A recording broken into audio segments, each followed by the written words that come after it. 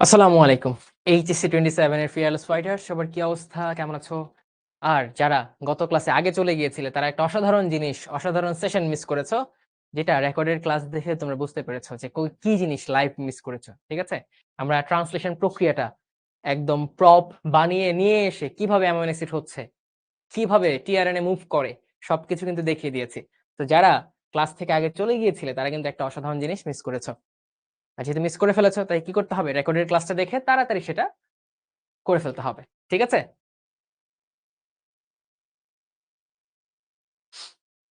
ওকে। একদিন হচ্ছে শীত মোবারক। Thank you.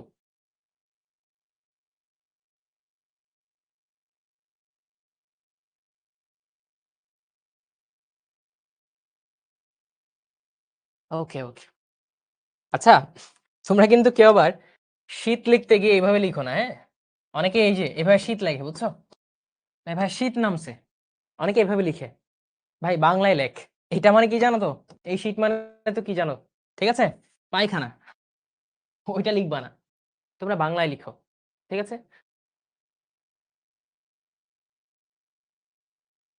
ওকে, ওকে। আচ্ছা। তাহলে আজকে আমরা কি পড়বো জানো? আজকে কি পড়বো বলো? আজকে আমরা গত ক্লাসে একটু রিক্যাপ করব। তারপর এই পুরো চ্যাপ্টার থেকে কোন কোন টপিক গুলা এমসিকিউর জন্য ইম্পর্টেন্ট সেটা জানাবো তোমাদের। তারপর যেটা করব সেটা হচ্ছে তোমাদেরকে আর্ট শিখাবো। তোমাদের মধ্যে কে কে বলো তো আর্ট অফ এমসিকিউ সলভিং এই টার্মটার সাথে পরিচিত? আমার সাথে কে কে আর্ট অফ এমসিকিউ সলভিং আগে করেছো? Art of MCQ solving. ঠিক আছে? এই সেশনটা বা আমার সাথে এইভাবে এমসিকিউ কে কে সলভ করেছো আগে বলো তো? কে কে সলভ করেছো? ওকে, আমি করেছি। অর্থাৎ যারা আমার 9-10 এর শিক্ষার্থী আছো, যারা আমার সাথে পড়েছো বায়োলজি, তারা করেছো। যারা এইচএসসি তে আমার সাথে প্রথম যাত্রা শুরু করেছো তারা এখনো করো নাই। সো তাদের উদ্দেশ্যে বলি, এই আর্ট অফ এমসিকিউ সলভিংটা কি? আমরা গতানুগতিকভাবে সাধারণ মানুষজন যেভাবে এমসিকিউ সলভ করে, যে ঠিক আছে প্রশ্ন দেখেছি, উত্তর দেখেছি, রেখে দেই। এইভাবেও এমসিকিউ সলভ করি না। আমরা একটু আর্টিস্টিক ওয়েতে সলভ করি।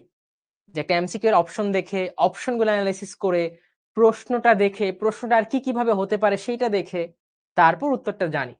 এতে কি হয়? একটা এমসিকিউ পড়ার মাধ্যমে অনেকগুলা এমসিকিউ আমাদের পড়া হয়ে যায়।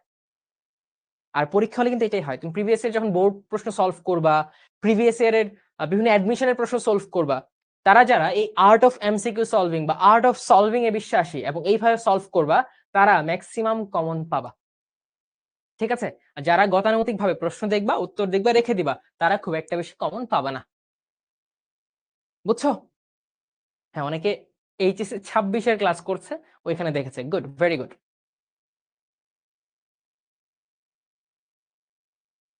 একজন বলছে, "ভাইয়া একটা এক্সট্রা ক্লাস লাগবে।" কি ব্যাপারে বলো তো? আচ্ছা, তোমরা একটু জানো যে এক্সট্রা ক্লাসটা কি ব্যাপারে লাগবে?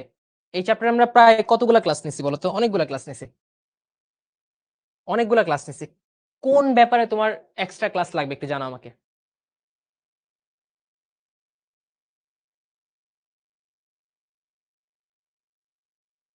রাকিবুল হাসান বলছে, "ভাই একটা এক্সট্রা ক্লাস লাগবে।" মানে কোন, কোন টপিকের উপর? কি জন্য তোমার এক্সট্রা ক্লাস লাগবে? তুমি কি যে ক্লাসগুলা করাইছি, অনেস্টলি বলবো আমাকে, হ্যাঁ রাকিব? যে সেই ক্লাসগুলো তুমি করছো কিনা? এই ক্লাসগুলা করার পর তুমি ফিল করেছো তোমার একটা এক্সট্রা ক্লাস লাগবে নাকি এক্সট্রা পড়তে হবে? সেটা আমাকে একটু ক্লিয়ার করো। যদি এক্সট্রা ক্লাস লাগেই সেই ক্ষেত্রে সবাই একটু জানাও যে ভাই এক্সট্রা ক্লাস যদি লাগে সেটা কোন, কোন টপিকের উপর নিবো? বা কি, কি ওই ক্লাসে দেখাবো এক্সট্রা ক্লাসে? আমার তো মনে হয় সবকিছুই খুব সুন্দর করে পড়িয়ে দিয়েছি তোমাদের। হ্যাঁ, জানাও আমাকে।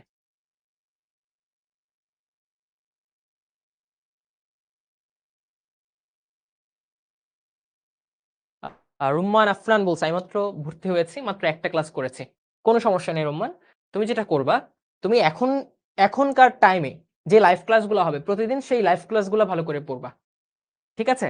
দেন তুমি একটা লিস্ট করবা। তুমি একটা লিস্ট করবা যে তোমার এতদিন পরে ভর্তি হওয়ার কারণে কয়গুলা ক্লাস বা কতগুলা ক্লাস মিস হয়ে গেছে। ঠিক আছে?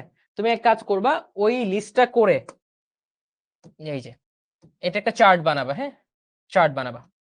চার্ট বানিয়ে তুমি নাম্বারিং করবা যে ১, ২, ৩, ৪, ৫ এরকম অনেকগুলা ক্লাস তোমার মিস হইছে। তুমি যেটা করবা ডেট দিবা, ডেট যে আজকের ডেটে আমার রেগুলার ক্লাসের পাশাপাশি আমি যে কোনো একটা মিসড ক্লাস করব। দেন পরের ডেটে সেম রেগুলার ক্লাসের পাশাপাশি এক্সট্রা একটু সময় দিয়ে এফোর্ট দিয়ে একটু কষ্ট করে, একটু কষ্ট করো মাই বয়, কষ্টের ফল অনেক মিঠা হবে, বুঝছো? এই কষ্টের মর্যাদা আল্লাহ তোমাকে দিবে, তো একটু কষ্ট করতে হবে। রেগুলার ক্লাসের পাশাপাশি মিস ক্লাস একটা একটা করবো। এইভাবে ধরো তুমি 1.5 মাস পরে ভর্তি হয়েছো, তুমি যদি প্রতিদিন রেগুলার ক্লাসের পাশাপাশি একটা করে মিসড ক্লাস করার চেষ্টা করো, তুমি নেক্সট 2 মাসে দেখবা তোমার সকল গ্যাপ ফিল আপ হয়ে যাবে।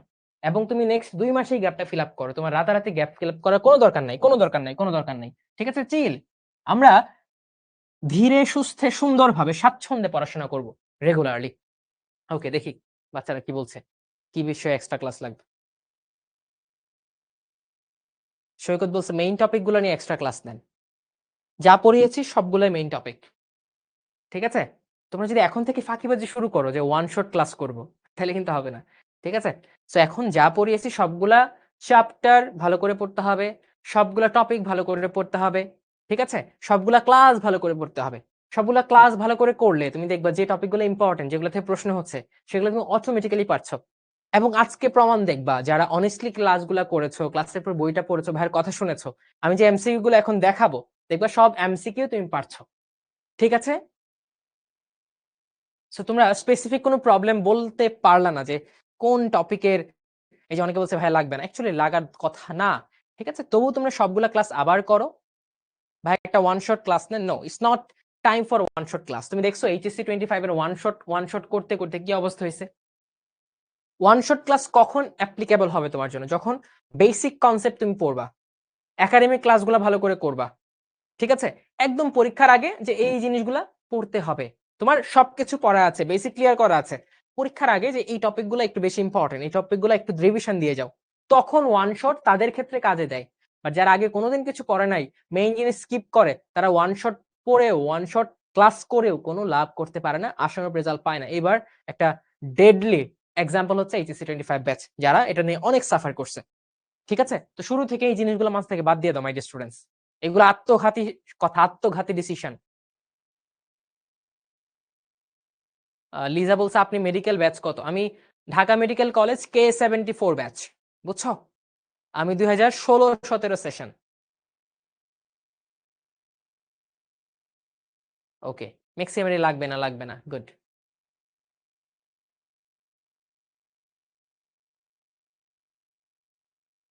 নিজে পড়তে হবে, রাইট? নিজে পড়তে হবে। এই যে একজনের কথাটা আমার ভালো লাগছে, ভাই নিজে পড়তে হবে, গুড।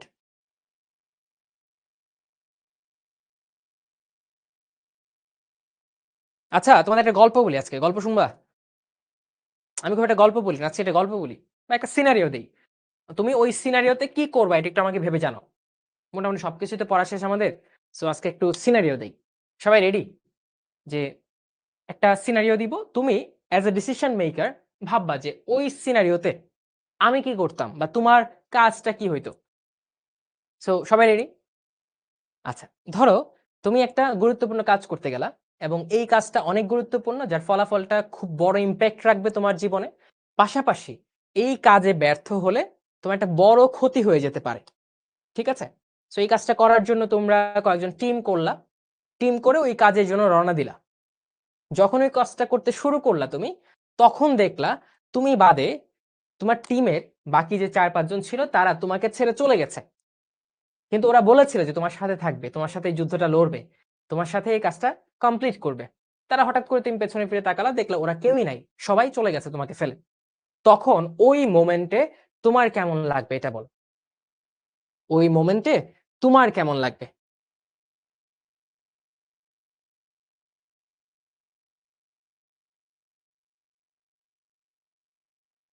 তোমার ওদের প্রতি ফিলিংসটা কেমন হবে? যাদের সাথে তুমি টিম আপ করেছিলে, যাদেরকে তুমি বন্ধু ভেবেছিলে বা যাদের উপর ভরসা করেছিলে, তাদের উপর তোমার ফিলিংসটা কেমন কাজ করবে ওই ওই মোমেন্টে বলো। অনেক কষ্ট লাগবে, right? অনেকে বলছে অনেক খারাপ লাগবে ভাইয়া, বিশ্বাস ভেঙে গেছে, আমার হৃদয় ভেঙে চুরে চুরমার হয়ে গেছে, অনেক খারাপ লাগবে। খারাপ লাগবে, রাগ হবে, রাইট? সো এই কাজটা কি আমি যদি বলি প্রতিনিয়ত তুমি করছো, তাহলে কি তুমি মানবে যে প্রতিনিয়ত এই কাজটা তুমি করছো? তোমার একটা টিম আছে, যে টিমে তোমার আব্বু আম্মু আছে, যে টিমে তোমার শিক্ষকরা আছে, যে টিমে তুমি আছো।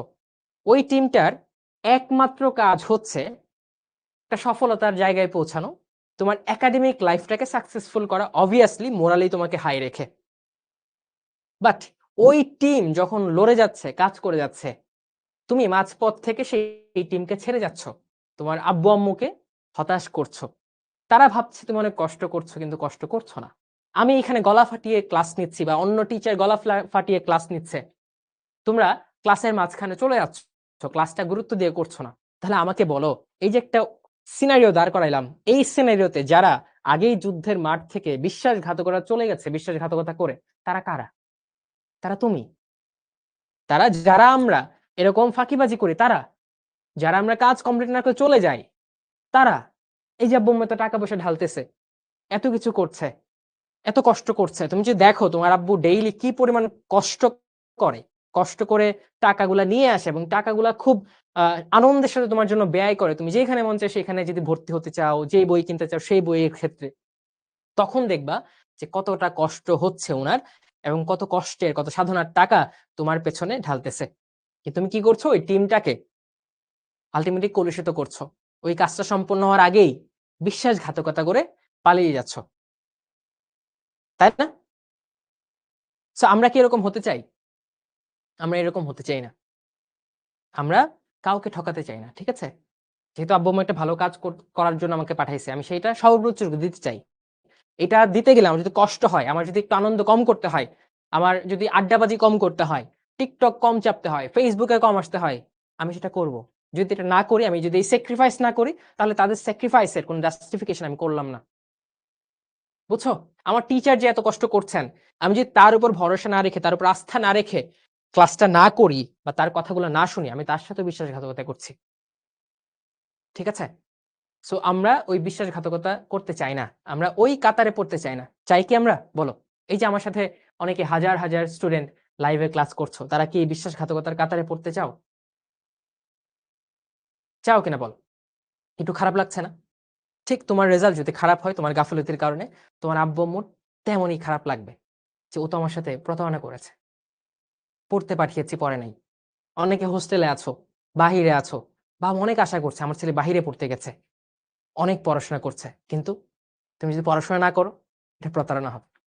শিক্ষক ভাবছে আমি অনেক পড়িয়ে দিয়েছি, অনেক কষ্ট করে পড়িয়ে দিয়েছি, অনেক কিছু বুঝিয়ে দিয়েছি, কিন্তু যদি বাসায় গিয়ে পড়াশোনাটা না করো, ওই পড়ার কনসেপ্টটা ক্লিয়ার না করো, তাহলে কিন্তু তার সাথে প্রতারণা করা হচ্ছে।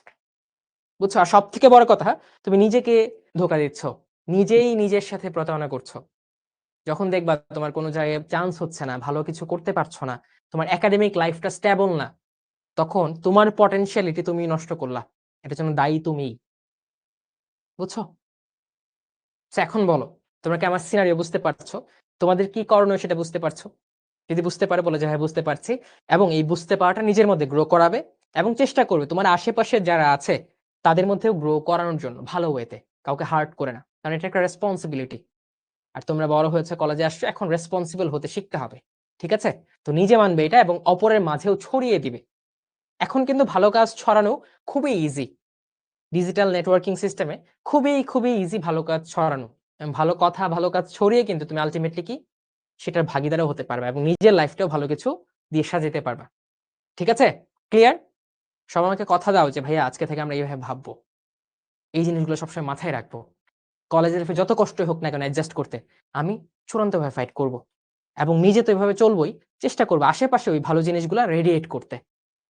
ক্লিয়ার?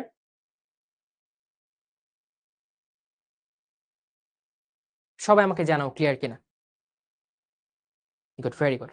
আমরা তো অনেক পড়াশোনা করেছি না? এই চ্যাপ্টারের এমন কোনো টপিক নাই যে শর্টকাট, কনসেপ্ট, এক্সট্রা ক্লাস, তারপরে 3D দেখিয়ে, তারপর তোমার বিভিন্ন জিনিস ওইদিন কেটে নিয়ে আসছিলাম, mRNA বানিয়ে নিয়ে আসছিলাম, অ্যামিনো অ্যাসিড বানিয়ে নিয়ে আসছিলাম, ট্রান্সলেশন প্রক্রিয়াটা ভিজুয়ালাইজ করে দেখিয়েছিলাম, সবকিছুই করে দেখিয়েছি। সো যেহেতু একটু রিল্যাক্সড আজকের ক্লাসটা, তাই এই কথাগুলো বললাম। আমার কাছে মনে হচ্ছে এই কথাটা বলা খুবই খুবই জরুরি, এবং কলেজ লাইফের শুরুতে যে এই দায়বদ্ধতা নিজের মধ্যে গ্রো করাবে, তার ইনশাল্লাহ লাইফটা স্মুথ যাবে। Good, very good, thank you.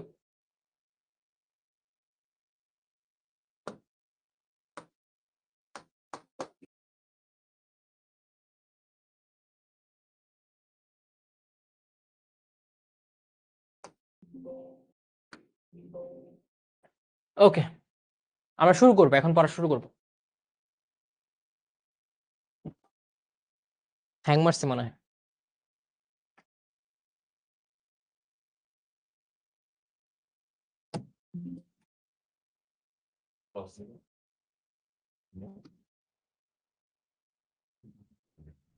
আচ্ছা, তুমি একটু ওয়েট করো। ল্যাপটপ, সরি, বোর্ড হ্যাং মারছে, ওটা ঠিক করতে হবে। ও মনে হয় বুঝতেছে যে ও প্রতারণা করছে, ও কষ্ট পাইছে।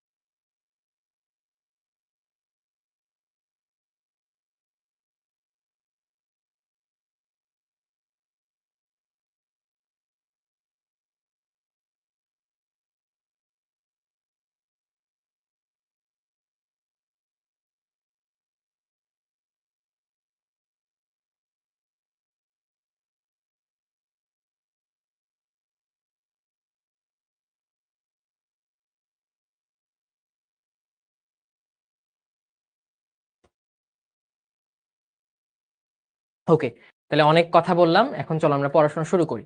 পড়াশোনা শুরুর আগে আমরা গত ক্লাসটা একটু রিক্যাপ করি। Recap session, chapter recap. খেয়াল করো, চ্যাপ্টার রিক্যাপ। সবাই ভালো করে খেয়াল করো যে কি কি আমরা পড়ছি।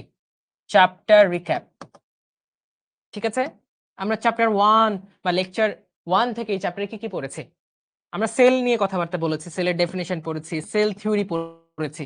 এই সেল থিওরি, এই টপিকটা খুব ইম্পর্টেন্ট। সেল থিওরি, এই টপিকটা খুব ইম্পর্টেন্ট। সেল থিওরিতে কি বলা আছে সেল সম্পর্কে এটা একটু ভালো করে পড়তে হবে।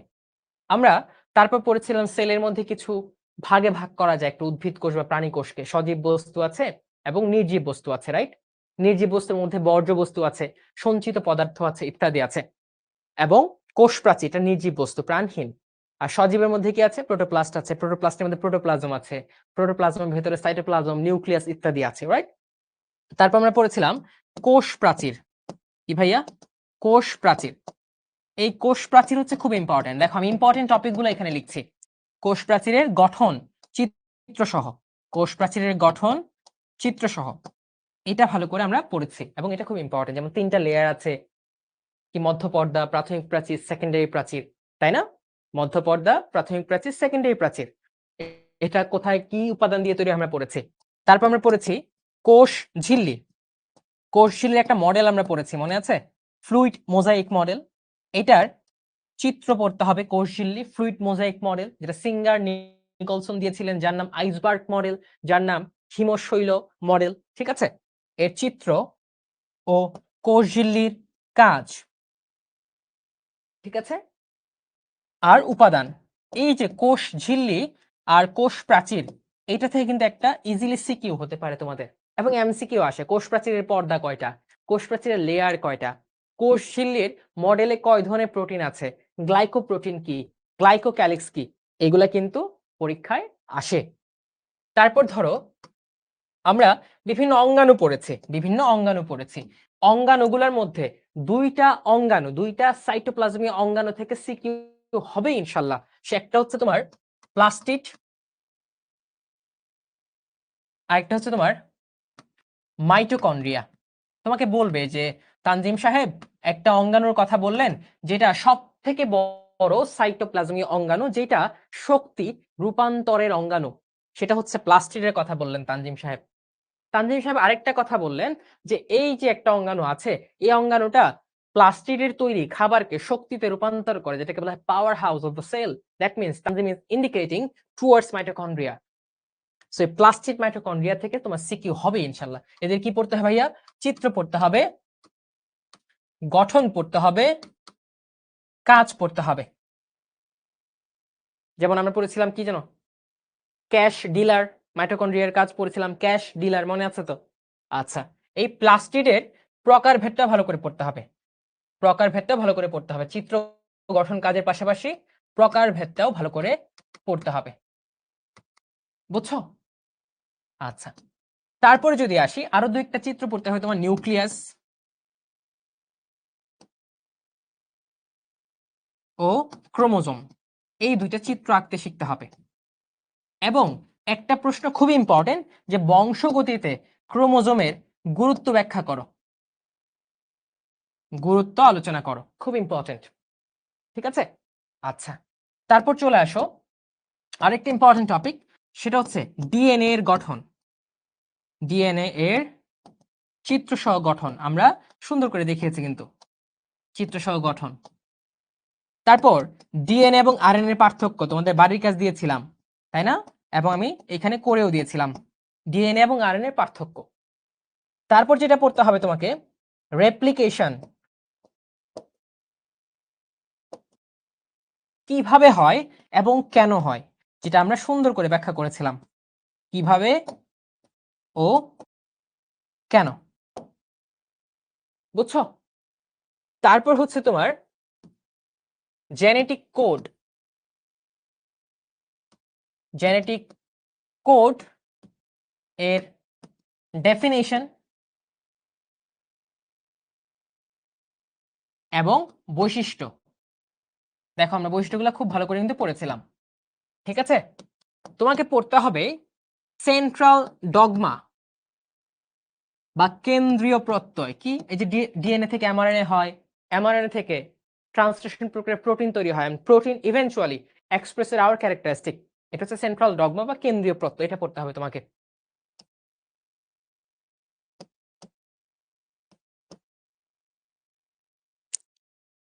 তোমাকে পড়তে হবে ট্রান্সক্রিপশন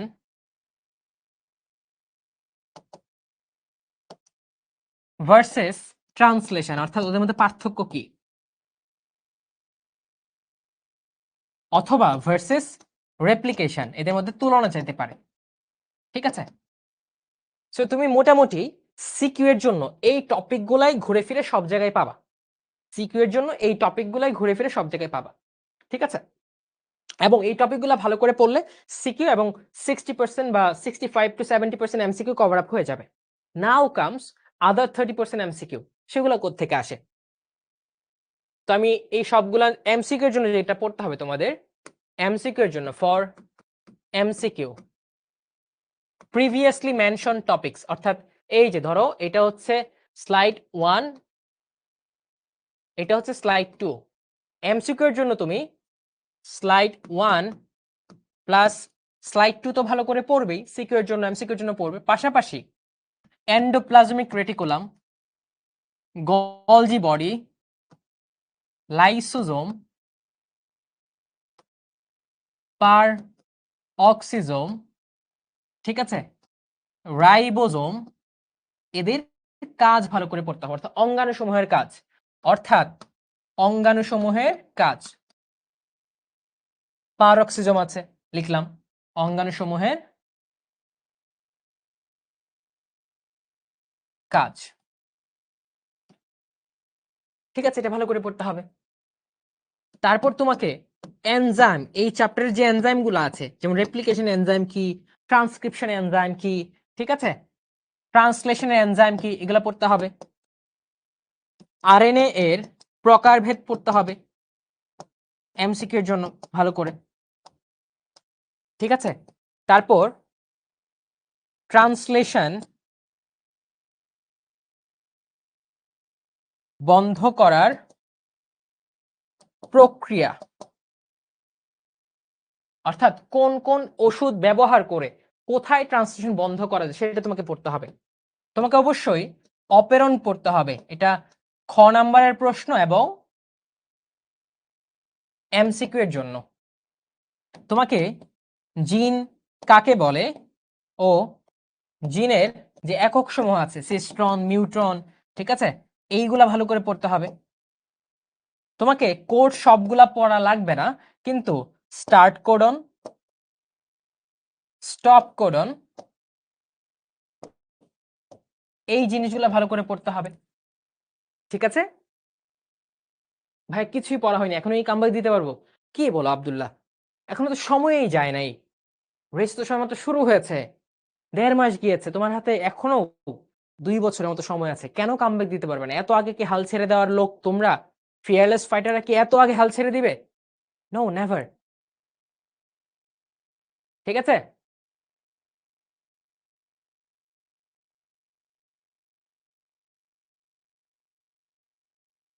বলছে মিউটেশন পড়ানো হয় নাই, কি বল? গত ক্লাসে মিউটেশন পড়ে দিয়েছি, মিউটেশনের প্রসেস তোমাকে পড়াইতে হবে না, হ্যাঁ? মিউটেশনের এককটা কি সেটা পড়াই দিছি, মিউটেশনের প্রসেস আমি হালকা করে বলে দিয়েছি, কি হয় সিকোয়েন্স গুলো উলট পালট হয়ে যায়, এটাই মিউটেশন। সেটা নানান কারণে হতে পারে, সেটা কোনো জীবাণু আক্রমণ হতে পারে, সেটা রাসায়নিক পদার্থের কারণে হতে পারে, সেটা আলট্রাভায়োলেট রে এর কারণে হতে পারে, ঠিক আছে মাই ডিয়ার স্টুডেন্ট? আমরা এইটা নিয়ে আরেকদিন আলোচনা করব, যে ট্রান্সলেশন বন্ধ করার প্রক্রিয়া, বুঝছো? অর্থাৎ কোন কোন ওষুধ ট্রান্সলেশন কিভাবে বন্ধ করে দেয়, এটা নিয়ে আমরা একটু আলোচনা করব। ক্লিয়ার? সো ধরো মোটামুটি এইগুলা পড়লে তোমার সিকিউ এমসিকিউ একটা ভালো সলিড প্রিপারেশন পেয়ে যাবা এই চ্যাপ্টার থেকে, ঠিক আছে? ওকে, তাহলে এখন কি তোমরা একটু শান্ত হইছো? ভাই বলে দিছে যে কোনগুলা বেশি বেশি পড়তে হবে, তাহলে আমরা মোটামুটি সবকিছুই পড়বো, পাশাপাশি এই জিনিসগুলা ভালো করে পড়বো, ঠিক আছে?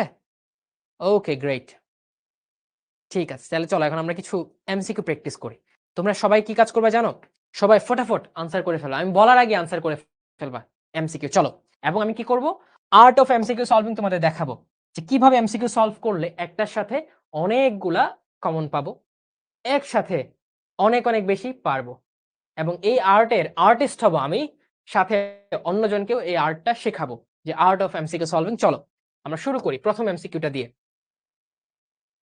প্রথম এমসিকিউ কি, এই যে আদিকোষী জীব কোনটি? এখন দেখো তোমরা প্রথমে ফোকাস করো ভালো করে, আর্টটা কি? আদিকোষী জীব, আমরা প্রশ্নটাকে একটু ভাঙবো, যে বলেছে আদিকোষী, সো আদিকোষী মানে কি ভাইয়া? আদিকোষী মানে হচ্ছে প্রোক্যারিওটিক, প্রোক্যারিওটিক। প্রোক্যারিওটিক মানে কি? প্রো মানে হচ্ছে আদি,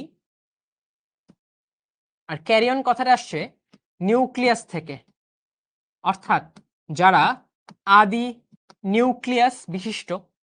হ্যাঁ, আদি নিউক্লিয়াস মানে কি? আদি নিউক্লিয়াস মানে হচ্ছে যাদের যাদের সুগঠিত নিউক্লিয়াস নেই। হ্যাঁ, সুগঠিত নিউক্লিয়াস মানে কি?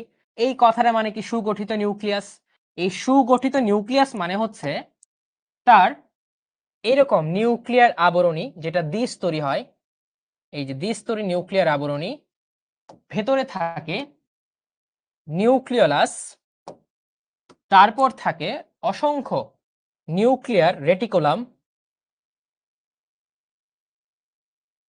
তাই না? আর এইগুলা ভেসে থাকে কোথায় বলতো? ভেসে থাকে নিউক্লিয় প্লাজমে, অসংখ্য নিউক্লিয় প্লাজমে। আর এখানে কি নিউক্লিয়ার মেমব্রেনের মধ্যে থাকে নিউক্লিয়ার ছিদ্র, কি থাকে ভাইয়া? নিউক্লিয়ার ছিদ্র, এই যে নিউক্লিয়ার ছিদ্র, এইটা হচ্ছে একটা সুগঠিত নিউক্লিয়াস। তুমি যদি লেভেলিং করো তাহলে কি পাবা? এই যে নিউক্লিয়ার পর্দা, তাই না? নিউক্লিওলাস, নিউক্লিয়ার রেটিকুলাম, নিউক্লিয়ার ছিদ্র এবং নিউক্লিওপ্লাজম বা ক্যারিওলিম্ফ, এটা হচ্ছে একটা নিউক্লিয়াস। তাহলে আমার সাথে সেটা লিখো ভাইয়া, এটা নিউক্লিয়ার পর্দা, এইটা ক্রোমোজোম বা নিউক্লিয়ার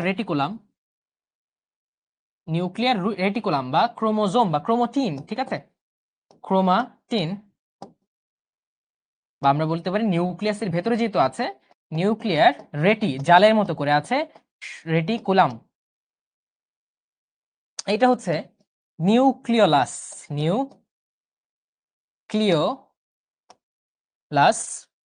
এটা হচ্ছে নিউক্লিয়ার ছিদ্র বা পোর, যেটা দিয়ে আসা যাওয়া করে, এমআরএনএ আসা যাওয়া করে, রাইট।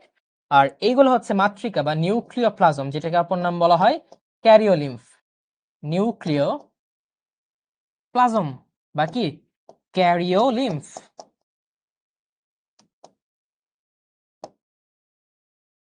এটা হচ্ছে সুগঠিত নিউক্লিয়াস। যাদের এই সুগঠিত নিউক্লিয়াস নাই এবং এবং আবরণযুক্ত অঙ্গাণু থাকে না, শুধুমাত্র বা শুধু 70S রাইবোজোম থাকে, যে রাইবোজোমকে বলা হয় সার্বজনীন অঙ্গাণু। তারা হচ্ছে আদিকেন্দ্রিক বা আদিকোষী জীব, যাদের উদাহরণ কি বলতো? উদাহরণ তোমরা পড়েছো, মনেরা রাজ্যের অন্তর্ভুক্ত, বাচ্চাকালে পড়ে আসছে, মনে আছে? ওরা কারা? ওরা হচ্ছে তোমার ব্যাকটেরিয়া ও সায়ানোব্যাকটেরিয়া বা নীলাভ সবুজ শৈবাল, ওরা হচ্ছে আদিকেন্দ্রিক। So this is the art of MCQ solving. এখন দেখো তুমি এইখানে কি পেলে খেয়াল করো। প্রশ্নটা অ্যানালাইসিস করে তুমি আদিকোষী জীবের সংজ্ঞা 1 নাম্বার বা ক নাম্বারের জন্য পারলে, তুমি নিউক্লিয়াসের গঠন শিখে ফেলে যেটা গ নাম্বারে আসতে পারে, মানে 3 নাম্বার, মানে টোটাল 4। তুমি সুগঠিত নিউক্লিয়াস বলতে কি বুঝো আরেকটা ক নাম্বারের প্রশ্ন পারলে 5। কি থাকে না আরেকটা পারলে 6। কি থাকে? রাইবোজোম। কত এস রাইবোজোম? 70S। আরো 2 নাম্বার 8। রাইবোজোমকে বলা হয় সার্বজনীন অঙ্গাণু 9। এবং কারা কারা? ব্যাকটেরিয়া, সায়ানোব্যাকটেরিয়া, ঠিক আছে।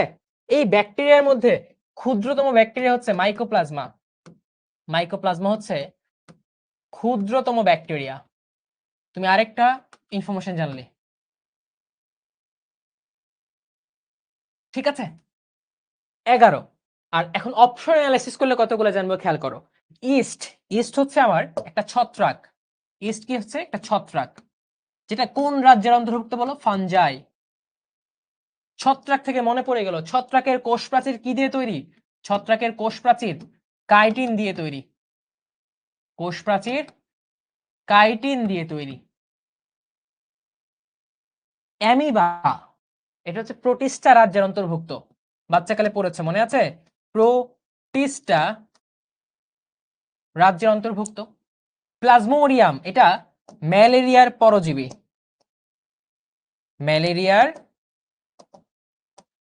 পরজীবী, আরেকটা ইনফরমেশন জেনে ফেললাম। এন্ড মাইকোপ্লাজমা, এটা হচ্ছে ক্ষুদ্রতম ব্যাকটেরিয়া। এখন দেখো তুমি যে ব্যাখ্যা করে পড়ছো, একটু সময় বেশি লাগছে, কিন্তু তুমি কয়টা এমসিকিউ বা কয়টা নাম্বার এখান থেকে এনশিওর করলা খেয়াল করো। অনেক number, right? So that is the art of MCQ solving. সবাই এই আর্ট রপ্ত করবে, এখন উত্তরগুলো সবাই জানো। একজন দুষ্টুকে পেয়েছি, সে অনেক লম্বা সালাম দিয়েছে, ওয়ালাইকুম আসসালাম, আবার তোমাকে ব্লকও করে দিয়েছি। হ্যাঁ, খুব সুন্দর না? টেকনিকটা ভালো লাগছে না? দেখতেও ভালো লাগতেছে। সো তুমি এই টেকনিকটা অবলম্বন করবা, এই টেকনিকে নিজে পড়বা, অপরকে শিখাবা। আমরা ফিয়ারলেস বায়ো ওয়ারিয়র্স, নিজে শিখবো, অন্যকেও শেখাবো, ঠিক আছে। এবং আর্ট নিজে রপ্ত করতে হবে। আর্ট না ছড়াইলে আর্টের মূল্য থাকে না, বুঝছো? এখন তুমি কিন্তু পেরে গিয়েছো। মাইকোপ্লাজমা, সঠিক উত্তর মাইকোপ্লাজমা। শেষ। এখন দেখো আমরা পরবর্তীটা এভাবে এমসিকিউ সলভ করে আসো। তুমি আমার সাথে সলভ করো। জীবনের ভৌত ভিত্তি কি? জীবনের ভৌত ভিত্তি কি? ঠিক আছে, এইখান থেকে আরো প্রশ্ন হতে পারে। তোমাকে জীবনের ভৌত ভিত্তি না দিয়ে তোমাকে দিতে পারে বংশগতির ভৌত ভিত্তি কোনটা? বংশগতির ভৌত ভিত্তি কোনটা? মাথায় রাখবা, বংশগতির ভৌত ভিত্তি হচ্ছে তোমার ডিএনএ। কি ভাইয়া? ডিএনএ। কোনটা? ডিএনএ। ওকে, তোমাকে বলতে পারে বংশগতির বায়োকেমিক্যাল ভিত্তি কোনটা? বায়োকেমিক্যাল ভিত্তি কোনটা? আমরা পড়েছি না, বংশগতির বায়োকেমিক্যাল ভিত্তি হচ্ছে জেনেটিক কোড, জেনেটিক কোড। ঠিক আছে, আর এটা হচ্ছে তোমার ডিএনএ। ক্লিয়ার? ওকে, আমরা অপশনটা প্রশ্ন অ্যানালিসিস করলাম, কি কি প্রশ্ন হতে পারে সেটা দেখলাম। অপশন কি আছে? প্রোটোপ্লাজম। কি ভাইয়া? প্রোটোপ্লাজম। উত্তর হচ্ছে প্রোটোপ্লাজম। নিউক্লিওপ্লাজম নিউক্লিয়াসে আছে, ওটার অপর নাম ক্যারিওলিম্ফ। ওপ্লাজম আছে তোমার ওভাম বা ডিম্বাণুর ভেতরে। আর সাইটোপ্লাজম কি ভাইয়া? এই যে ধরো কোষ ঝিল্লির ভেতরে যা যা আছে সব হচ্ছে প্রোটোপ্লাজম। কোষ ঝিল্লির ভেতরে যা যা আছে সব হচ্ছে প্রোটোপ্লাজম। তার মানে প্রোটোপ্লাজম হচ্ছে সাইটোপ্লাজম প্লাস নিউক্লিয়াস। আর কোষ ঝিল্লির ভেতরে নিউক্লিয়াস বাদে যা যা আছে সব হচ্ছে সাইটোপ্লাজম। রাইট? দেখো, আরেকটা কনসেপ্ট কিন্তু আমরা ক্লিয়ার হয়ে ফেললাম। উত্তর হচ্ছে প্রোটোপ্লাজম হচ্ছে জীবনের ভিত্তি। কে বলেছেন? থমাস হাক্সলে। কে বলেছেন? হাক্সলে সাহেব বলেছেন। কে বলেছেন? হাক্সলে। কে বলেছেন ভাইয়া? হাক্সলে সাহেব। প্রোটোপ্লাজমের কত পার্সেন্ট পানি? 70 থেকে 90% পানি। ঠিক আছে? হ্যাঁ, blueprint of life, genome. Master blueprint, genome.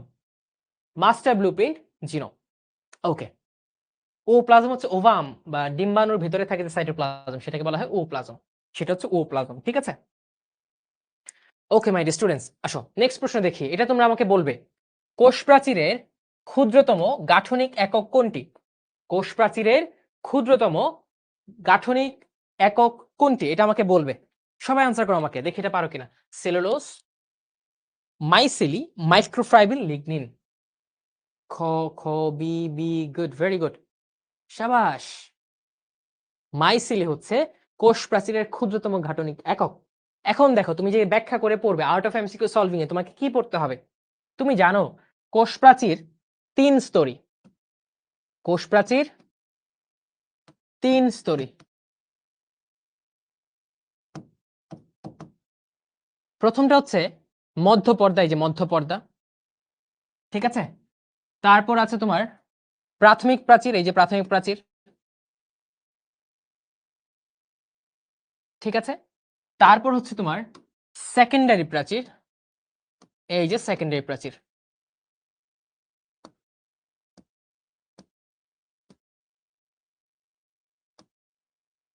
ঠিক আছে?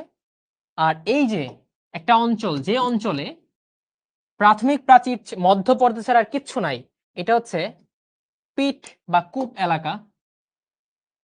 পিট বা কূপ এলাকা, কূপ এলাকা বা পিট ফিল্ড বা পিট পেয়ার বলা হয়। ঠিক আছে? এই পিট পেয়ারের মধ্যে অসংখ্য কি থাকে? এরকম সুতার মতো প্লাজমা ডেজমাটা থাকে, যারা একটা কোষের সাথে আরেকটা কোষের সংযোগ রক্ষা করে। তুমি পড়েছো কোষ প্রাচীরের রাসায়নিক গঠনটা বা সূক্ষ্ম গঠনটা কিভাবে দেখেছো? এটা গ্লুকোজ, আমরা পড়েছিলাম বিটা ডি গ্লুকোজ। আমরা কোষ রসায়নে দেখবা অসম্ভব সুন্দরভাবে এই আলফা ডি বিটা ডি গ্লুকোজটা কি সেটা জানবো। ঠিক আছে? এই অসংখ্য বিটা ডি গ্লুকোজ মিলে তৈরি করে সেলুলোজ। কিছু কি তৈরি করে? সেলুলোজ, যেটা উদ্ভিদের প্রধান গাঠনিক শর্করা। সেলুলোজ অনেকগুলা মিলে তৈরি করে সেলুলোজ চেইন। এই সেলুলোজ চেইন তৈরি করে মাইসেলি বা ক্রিস্টালাইন মাইসেলি। এই মাইসেলি থেকে তৈরি হয় মাইক্রোফাইব্রিল। মাইক্রোফাইব্রিল। এই মাইক্রোফাইব্রিল থেকে তৈরি হয় ম্যাক্রোফাইব্রিল। ফাইব্রিল। তারপরে তৈরি হয় ফাইবার, তারপর এই এত অসংখ্য ফাইবার সুতা মিলে মিলে তোমার কোষ প্রাচীর। এই হচ্ছে তোমার কোষ প্রাচীরের গঠন। তাহলে খেয়াল করো, তুমি কিন্তু কোষ প্রাচীরের গঠন গ নাম্বারের উপযোগী করে পড়ে ফেললে, তাই না? গ নাম্বারের উপযোগী করে ফেললে। So that is the art of MCQ solving. এইভাবে পড়তে হবে। তোমাদের সাথে আরেকজনের পার্থক্য থাকতে হবে না। This things, this little things, little adjustment will make the difference. আর কি বলেছি, আমাদের ওই টপ 1% এর মধ্যে থাকতে হবে। We have to be that top 1%। Okay. Lignin কি? লিগনিন একটা পদার্থ যেটা সেকেন্ডারি প্রাচীরে থাকে। কই থাকে ভাইয়া? সেকেন্ডারি প্রাচীরে থাকে লিগনিন। কই থাকে ভাইয়া? সেকেন্ডারি প্রাচীরে থাকে। লিগনিন কই থাকে? সেকেন্ডারি প্রাচীরে থাকে। আর অনেকের ক্ষেত্রে সেকেন্ডারি প্রাচীর থাকে না, যেমন যারা ভাজক টিস্যু, ওরা বারবার বিভাজিত হয়, ওদের এত সময় থাকে না এত প্রলেপ দেওয়ার, ওদের সেকেন্ডারি প্রাচীর থাকে না। আচ্ছা, আর অনেক সময় কি হয়, সেকেন্ডারি প্রাচীরের ভেতরে আরেকটা লেয়ার থাকে যার নাম কি? টারশিয়ারি। কাদের থাকে? নগ্নবীজী উদ্ভিদের থাকে, তাই না? এটা আমরা পড়েছিলাম। সো দেখছো, এইভাবে আমরা সলভ করব, অনেক কিছু রিভিশন হবে। কেমন লাগতেছে বলো? কেমন লাগতেছে?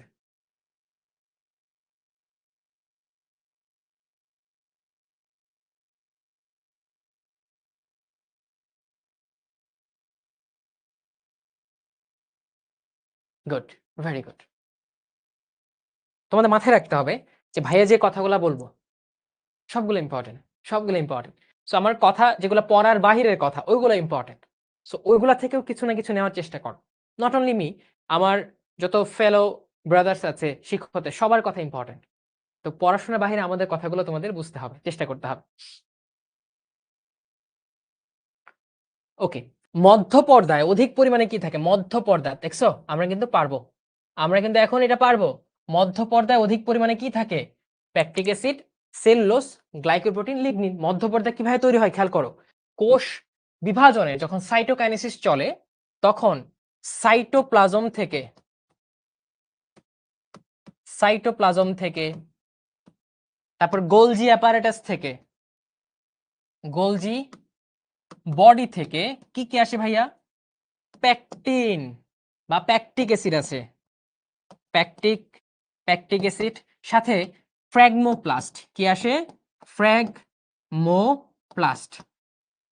ওরা এসে তৈরি করে মধ্য পর্দা বা মিডল ল্যামেলা, তাই না? মধ্য পর্দা বা মিডল ল্যামেলা। এই প্যাকটিক অ্যাসিডের সাথে থাকে প্যাকটেট, সোডিয়াম ম্যাগনেসিয়াম প্যাকটেট, ক্যালসিয়াম প্যাকটেট, যেটা অনেকটা জেলির মতো হয়। কিসের মতো হয়? জেলির ন্যায় মতো হয়, জেলির ন্যায় থকথকে হয়। কখন হয়? যখন সাইটোকাইনেসিস বা সাইটোপ্লাজমের বিভাজন ঘটে টেলোফেজের পর। তৈরি করে কি? কোষ প্লেট, যেটা পরবর্তী মধ্য পর্দায় রূপান্তরিত হয়। উত্তর হচ্ছে প্যাকটিক অ্যাসিড। সেলুলোজ প্রাথমিক প্রাচীরে থাকে, রাইট? সেলুলোজ, হেমিসেলুলোজ প্রাথমিক প্রাচীরে থাকে। আর গ্লাইকোপ্রোটিন কি ভাইয়া? এই গ্লাইকোপ্রোটিন হচ্ছে শর্করার সাথে যখন প্রোটিন যুক্ত হয়, শর্করার সাথে প্রোটিন যুক্ত হলে যে উপাদানটা তৈরি করে সেটা হচ্ছে গ্লাইকোপ্রোটিন। এই গ্লাইকোপ্রোটিন কই থাকে বলতো?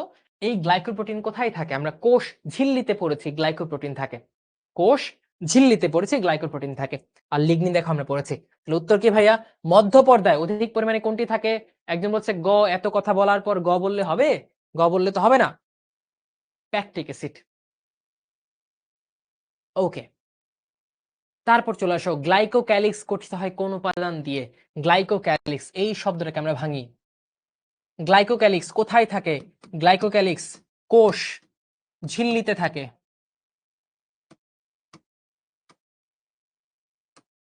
কোষ ঝিল্লিতে গ্লাইকোক্যালিক্স ছাড়াও আর কি থাকে বলতো? প্রোটিন থাকে। কি? পেরিফেরাল প্রোটিন, পেরিফেরাল প্রোটিন বা প্রান্তীয় প্রোটিন, এক প্রান্তে লেগে থাকে। সাথে থাকে ইন্টিগ্রাল প্রোটিন বা অন্তর্নিহিত প্রোটিন, ইন্টিগ্রাল প্রোটিন বা অন্তর্নিহিত প্রোটিন দুইটা লেয়ারেই একত্রে এমবেডেড থাকে। আর হচ্ছে তোমার লিপিড সম্পৃক্ত প্রোটিন।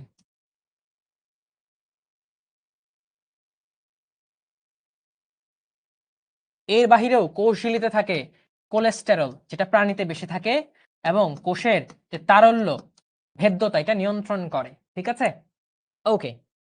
তারপর থাকে কি বলতো, তারপর থাকে ফসফোলিপিড বাইলেয়ার। Phospholipid bilayer. তাহলে দেখো এই যে একটা এমসিকিউ তুমি সলভ করলা, মোটামুটি আমরা কোষঝিল্লির গঠনটা একটু রিক্যাপ করে ফেললাম, রিভিশন দিয়ে ফেললাম। ঠিক আছে, আমার সাথে নোট করবা কিনা করতে পারো, তোমার ইচ্ছা, বাট কথাগুলো শোনো, খাতায় লিখতে পারো এবং উত্তর করতে পারো। এই গ্লাইকোক্যালিক্স কি কি কাজে ব্যবহৃত হয়? এই গ্লাইকোক্যালিক্স কোষ শনাক্তকরণে, অর্থাৎ কোষকে আমরা চিনতে পারি গ্লাইকোক্যালিক্সের মাধ্যমে। ও কোষের ভেতরে সবসময় একটা নেগেটিভ চার্জ থাকে, বুঝছো? কোষের ভেতরে সর্বদা একটা ঋণাত্মক চার্জ থাকে, ওইটা মেনটেন করে। আর এই গ্লাইকোক্যালিক্সের গঠন কিভাবে হয়? দুইটা উপাদান দিয়ে, একটা গ্লাইকোপ্রোটিন, একটা গ্লাইকোলিপিড। গ্লাইকোপ্রোটিন এবং গ্লাইকোলিপিড, এই দুইটাকে একত্রে বলে গ্লাইকোক্যালিক্স। এই দুইটাকে বলে গ্লাইকোক্যালিক্স। আব্দুল্লাহ, এত কিছু কিভাবে মনে রাখবা? বারবার পড়ে। কি? বারবার পড়ে, টেনশন কিছু নাই। একজন বলছে কোষের ট্রাফিক পুলিশ, তুমি একটু তাকে উত্তর দিয়ে যাও তো, যে কোষের ট্রাফিক পুলিশ আমরা কাকে বলতাম? উত্তর দিয়ে দাও কমেন্টে। সো গ্লাইকোলিপিড এবং গ্লাইকোপ্রোটিন। তারপরের প্রশ্ন দেখি কি আছে।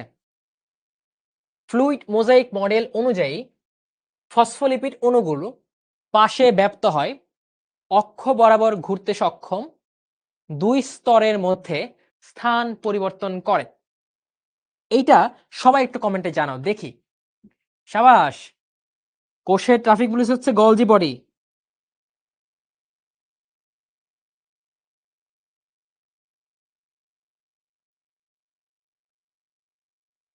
এইটা আমি পোল দিব, দাঁড়াও, এইটা আমি পোল দিব। মেহেদি,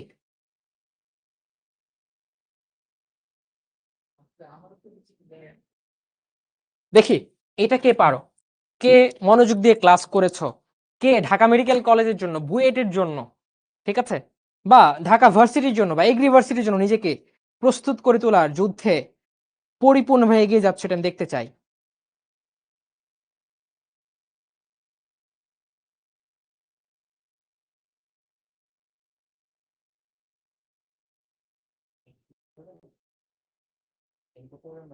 থাকো একটু, সবাই আনসার করো দেখি ফার্স্ট।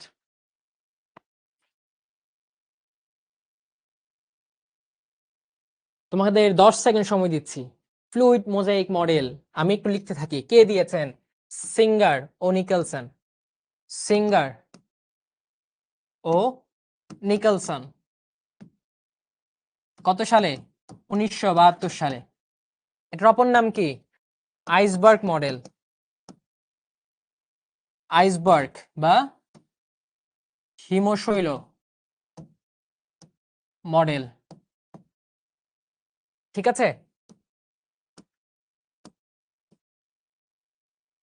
তারপর এরা পাশাপাশি ব্যাপ্ত হয়, একটা মুভমেন্ট দেখা যায়, ফ্লিপ ফ্লপ মুভমেন্ট। এন্ড করে দাও, দেখি কে কে পেরেছে। এটা খুবই ট্রিকি কোয়েশ্চেন, একটা শব্দের হেরফের। দেখি কয়জন পেরেছে। ওকে, মাত্র 52%, না অনেকেই পেরেছে, গুড। যারা চেষ্টা করেছে সবার জন্যই করতালি, কিন্তু যারা চেষ্টা করেনি তাদের জন্য করতালি দিতে পারলাম না। তারা চেষ্টা করবে, ভুল করলে কোনো সমস্যা নেই, ভুল করতে করতে আমরা শিখবো।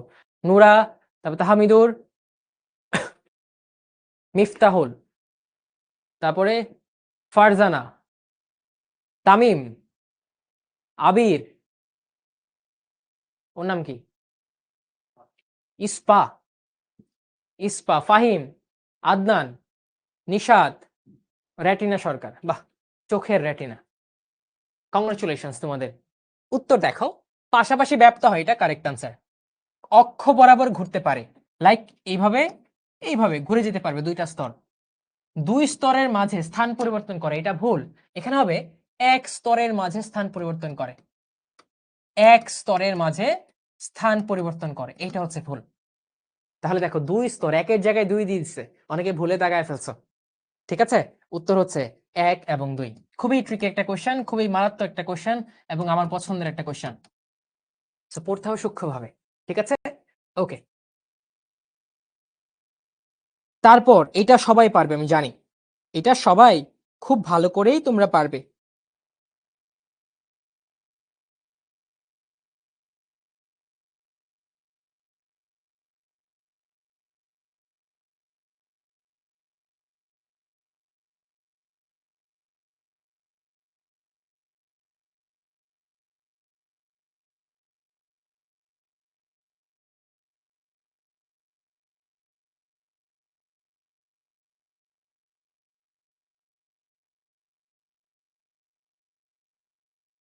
গুড, সবাই পারছে, সাবাস।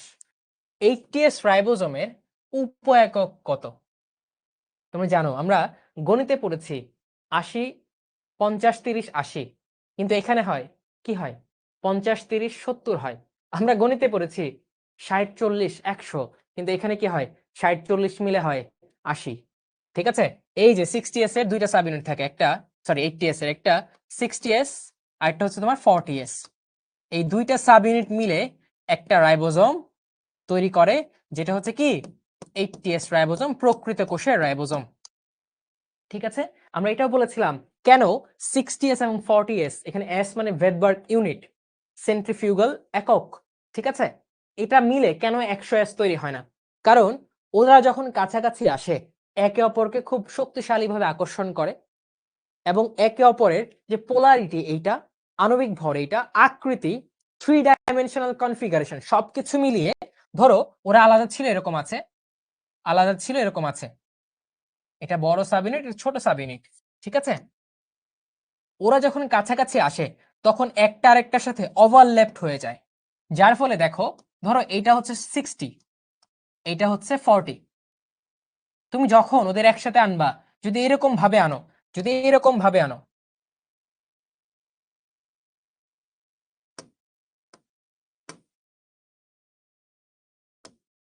ধরো এটাকে তুমি এখানে নিলা, এইরকম ভাবে পাশাপাশি বসাও, তখন না 60 40 মিলিয়ে 100 হবে। কিন্তু এটা যদি এইভাবে ব্যাপ্ত হয় যে ওভারল্যাপিং হয়ে যায়, তাহলে খেয়াল করো এই 60 40 তে 100 হবে না, তাহলে কি হবে এতটুকু অংশ প্লাস এতটুকু অংশ, এতটুকু কিন্তু বাদ চলে যাবে, কারণ এটা 60-র মধ্যে প্রবেশ করে গিয়েছে। বুঝছো? সো এই জন্য 60 এবং 40 মিলে কি হয় 80 হয়, 100s হয় না। ঠিক আছে, গুড, ভেরি গুড।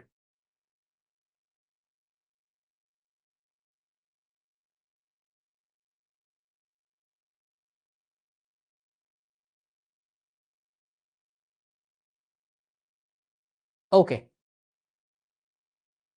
তারপর চলে আসি প্রোটিন সংশ্লেষণ করে যে অঙ্গাণুটি। খেয়াল করো অনেকগুলো অঙ্গাণুর কথা বলা আছে, আমরা একটা এমসিকিউ পড়ে অনেকগুলো অঙ্গাণুর কাজ করে ফেলবো। দেখো তোমরা অপশনে আনসার করতে থাকো। গোলজি বস্তু কি করে? এটাকে বলা হয় কার্বোহাইড্রেট ফ্যাক্টরি, কার্বোহাইড্রেট ফ্যাক্টরি। এটাকে বলা হয় কোষের ট্রাফিক পুলিশ। এটা করে কি জানো? এটা করে গ্লাইকোসাইলেশন, গ্লাইকোসাইলেশন, এটা হরমোন এবং এনজাইম তৈরি করে। রাইবোজোম কি করে ভাইয়া? রাইবোজোম প্রোটিন তৈরি করে, আমরা গত ক্লাসে দেখিয়েছি। কোন প্রক্রিয়ায়? ট্রান্সলেশন প্রক্রিয়ায়। কোন প্রক্রিয়ায়? ট্রান্সলেশন প্রক্রিয়ায়।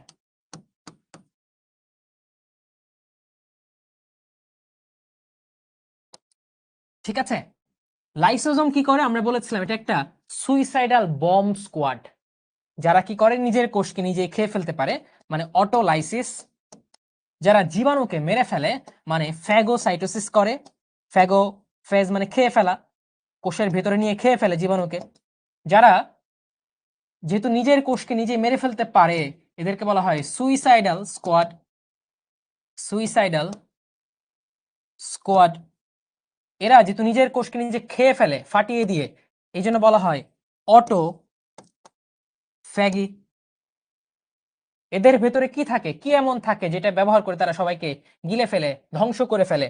থাকে হচ্ছে 40 থেকে 50 টাইপের হাইড্রোলাইটিক মানে পানির সাহায্যে ভেঙে ফেলতে পারে এমন enzyme, hydrolytic enzyme. Acrosome, acrosome কি বলতো? অ্যাক্রোজোম হচ্ছে শুক্রাণুর মাথায় থাকে, শুক্রাণুর মাথায় থাকে, মাথায় থাকে। এই শুক্রাণু মাথায় থাকে। এই অ্যাক্রোজোমকে কে বানায় বলতো? গলজি বস্তু অ্যাক্রোজোম তৈরি করে। আর এই অ্যাক্রোজোমের ভেতরে একটা এনজাইম থাকে, যে এনজাইমটা তৈরি করে লাইসোজোম, নাম হচ্ছে হায়া লিউরোনিডেস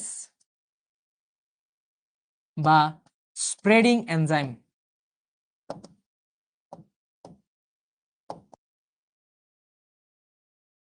ঠিক আছে, তাহলে দেখো একটা এমসিকিউ পড়লা, কতগুলা তোমার পড়া হয়েছে।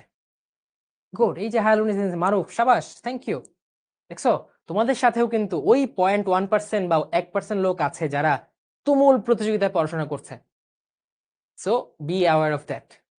কেউ কিন্তু যে প্রথম প্রথম অল্প করে পড়াশোনা করবো না, যারা ভালো করে তারা প্রথম থেকে সিরিয়াসলি পড়াশোনা করে। সো এটা কিন্তু মাথায় রাখতে হবে। সো আমরা পড়েছি প্রোটিন সংশ্লেষণ করে রাইবোজোম, যেটাকে বলা হচ্ছে প্রোটিন ফ্যাক্টরি, যেটাকে বলা হচ্ছে প্রোটিন ফ্যাক্টরি। আচ্ছা আমাকে বলো তো, প্রোটিনকে আমরা কি নামে ডাকতাম? আমরা প্রোটিনকে নামে ডেকেছি জীবনের ভাষা। কি ভাষা? জীবনের ভাষা। এবং যতগুলো রাসায়নিক পদার্থ আছে সব থেকে গুরুত্বপূর্ণ পদার্থ, সবচেয়ে গুরুত্বপূর্ণ, কারণ এটা হচ্ছে জীবনের ভাষা। বুঝছো?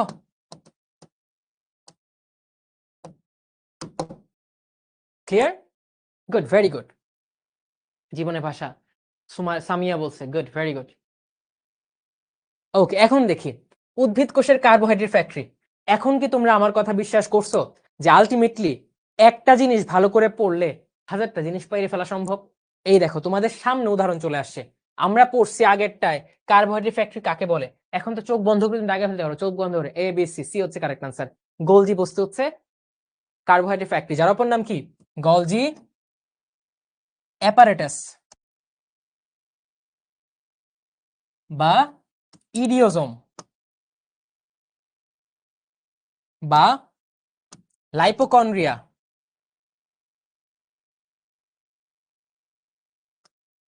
বা ডিকটায়োজোম।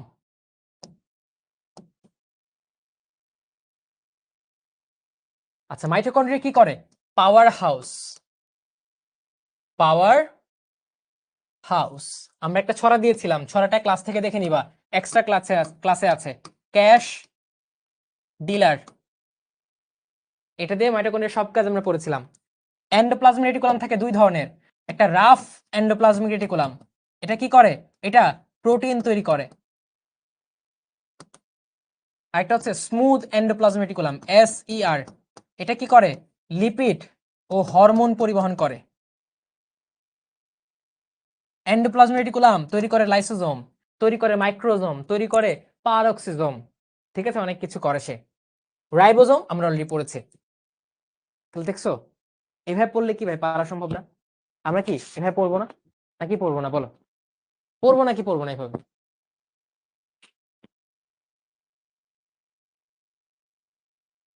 গুড, সবাই অ্যাক্টিভ থাকবা। দেখবে এক ক্লাসে তুমি এখানে 50টা এমসিকিউ সলভ করে, তুমি করছো 200টা এমসিকিউ সলভ। লাইসোজোম আবিষ্কার করেন কে? এটা একটু টাফ কোশ্চেন হলো, তাই না? একটু টাফ কোশ্চেন। আমরা কয়েকটা বিজ্ঞানের নাম পড়েছিলাম। কেইথ আর পোর্টার, ওর নাম জড়িত এন্ডোপ্লাজমিক রেটিকুলামের সাথে। ক্রিশ্চিয়ান দা দুবে, জর্জ প্যালেট, ব্যান ভ্যান্ডেন। দা দুবে আর ব্যান ভ্যান্ডেন, এদের মধ্যে কনফিউশন, উত্তর হচ্ছে দা দুবে। তিনি লাইসোজোম আবিষ্কার করেছেন, লাইসোজোম আবিষ্কার করেন। ঠিক আছে,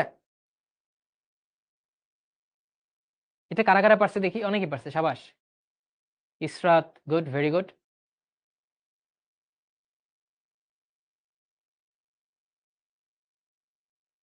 এখন আমাকে বলো, ভ্যান ব্যান্ডেন নাম তো শুনছো তোমরা আগে? ভ্যান ব্যান্ডেন এই নামটা শুনছো কিনা এটা একটু ভালো করে শুনে রাখো। এইটা হচ্ছে, তিনি সেন্ট্রিওল আবিষ্কার করেন, সেন্ট্রিওল আবিষ্কার করেন। বুঝছো? ক্লিয়ার? সেন্ট্রিওল আবিষ্কার করেছেন। গুড, ভেরি গুড, শুনেছ, সাবাস। কোন অঙ্গাণুটি অটোফ্যাগি? আমি কিছু বলবো না, তোমরাই বলো। আমরা কি ওই যে ব্যাখ্যা করে পড়লাম একটা, আমরা কি এখন এটা পারবো?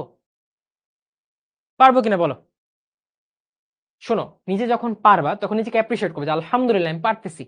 নিজেকে এই ভালোবাসাটুকু দিতে হবে তোমার, নিজেকে এই অ্যাপ্রিসিয়েশনটা দিতে হবে। নিজেকে এত অবহেলা অবমাননা করা যাবে না, বুঝছো? যে পারতেছি, ওয়াও আলহামদুলিল্লাহ, তার মানে ঠিকঠাক পড়াশোনা করছি, তার মানে আরো পড়াশোনার গতি বাড়াতে হবে যাতে এই ভালো লাগার, ভালো পারার সিলসিলা বজায় রাখতে পারি। ঠিক আছে, গুড, সবাই পারছো। অটোফ্যাগির সাথে জড়িত হচ্ছে বোমা, সেটাকে লাইসোজোম, তাই না? গুড, আমরা পেরে গেছি। দেখছো, কষ্ট কিন্তু কমে যাচ্ছে, আমাদের ব্যাখ্যা কিন্তু করা হয়ে যাচ্ছে। এন্ডোসিম্বায়ন বলতে কি বোঝো? চলো আমরা একটু ব্যাখ্যা করি। এন্ডো, এন্ডো মানে কি বলতো? এইখানে এন্ডো বলতে ভেতরে বোঝাচ্ছে। কিসের ভেতরে? কোষের ভেতরে। সিম্বায়ন্ট মানে হচ্ছে তোমার মিথজীবী, অর্থাৎ যারা আলাদাভাবে বাঁচতে সক্ষম বাট স্টিল অন্য আরেকটা কিছুর সাথে একসাথে থাকে, থেকে একটা সমন্বয় সাধন করে একে অপরের উপকার করে। ওরা কারা ছিল বলতো? সবাই পারবে আমি জানি। আমরা বলেছিলাম দুইটা অঙ্গাণু যারা শক্তি উৎপন্ন করতে সক্ষম, খাবার বানাতে সক্ষম, যাদের নিজস্ব বৃত্তাকার ডিএনএ আছে, যাদের নিজস্ব রাইবোজোম আছে, তারা হচ্ছে মাইটোকন্ড্রিয়া ও প্লাস্টিড। ওদের নিজস্ব বৃত্তাকার ডিএনএ আছে, বৃত্তাকার ডিএনএ আছে। ওদের 70S রাইবোজোম বা মুক্ত রাইবোজোম আছে। ওদের শক্তি উৎপাদনের ক্ষমতা, কারণ প্লাস্টিডে কিন্তু এটিপি সিনথেটিক ইউনিট আছে, ঠিক আছে? এবং প্লাস্টিড খাদ্য তৈরি করতে পারে। সো এতগুলা জিনিস করার পরেও ওরা আমাদের কোষের ভেতর সাইটোপ্লাজমে থাকে, এই জন্য ওদেরকে বলা হয় এন্ডোসিম্বায়ন্ট। তাহলে দেখো, তোমাকে এমসিকিউ পড়ানোর পাশাপাশি আমি কিন্তু একটা জিনিস বলে দিলাম কেন ওদের এন্ডোসিম্বায়ন্ট বলা হয়, যেটা তোমার অনুধাবনমূলক বা প্রয়োগমূলক প্রশ্নে আসতে পারে। ঠিক আছে? হ্যাঁ, ব্যাকটেরিয়ার যে বৃত্তাকার ডিএনএ কাইন্ড বলতে পারো, মেইন ক্রোমোজোমাল ম্যাটেরিয়ালের পাশে বা বাহিরে, এটা ছাড়াও এটার ব্যাকআপ হিসেবে আরেকটা যে বৃত্তাকার ডিএনএ থাকে, সেটা হচ্ছে প্লাজমিড ব্যাকটেরিয়ার ক্ষেত্রে। ঠিক আছে? একদম হচ্ছে এস মানে কি? এস হচ্ছে ভেদবার্গ ইউনিট। আমরা তো এর কত আগের ক্লাসে পড়ছি, একটু পড়ে নিবা। এস হচ্ছে সেন্ট্রিফিউগাল একক। যখন আমরা সেন্ট্রিফিউগাল মেশিনে একটা কিছু দেই, তখন তারাতে ভরের পার্থক্য আলাদা হয়ে যায়। সো এস হচ্ছে ভেদবার্গ ইউনিটের শর্ট ফর্ম। আমরা এটা পেরেছি। মাইটোকন্ড্রিয়া হচ্ছে আমার এন্ডোসিম্বায়ন্ট। নেক্সট চলে আসি, নিচের কোনটিতে জৈব মুদ্রা উৎপাদিত হয়? এটা তোমাদের ওই যে ক্লাস 10 এর ওয়ান শট ক্লাসে মনে আমি ঝালাফালা করে পড়াইছিলাম। জৈব মুদ্রা, যার নাম বায়োলজিক্যাল কয়েন, যেটা হচ্ছে তোমার এটিপি। এই এটিপি কে বলা হয় রিচার্জেবল ব্যাটারি। ঠিক আছে, এটাকে বলা হয় এনার্জি কারেন্সি বা শক্তি মুদ্রা। এই এটিপির ফুল ফর্ম হচ্ছে অ্যাডেনোসিন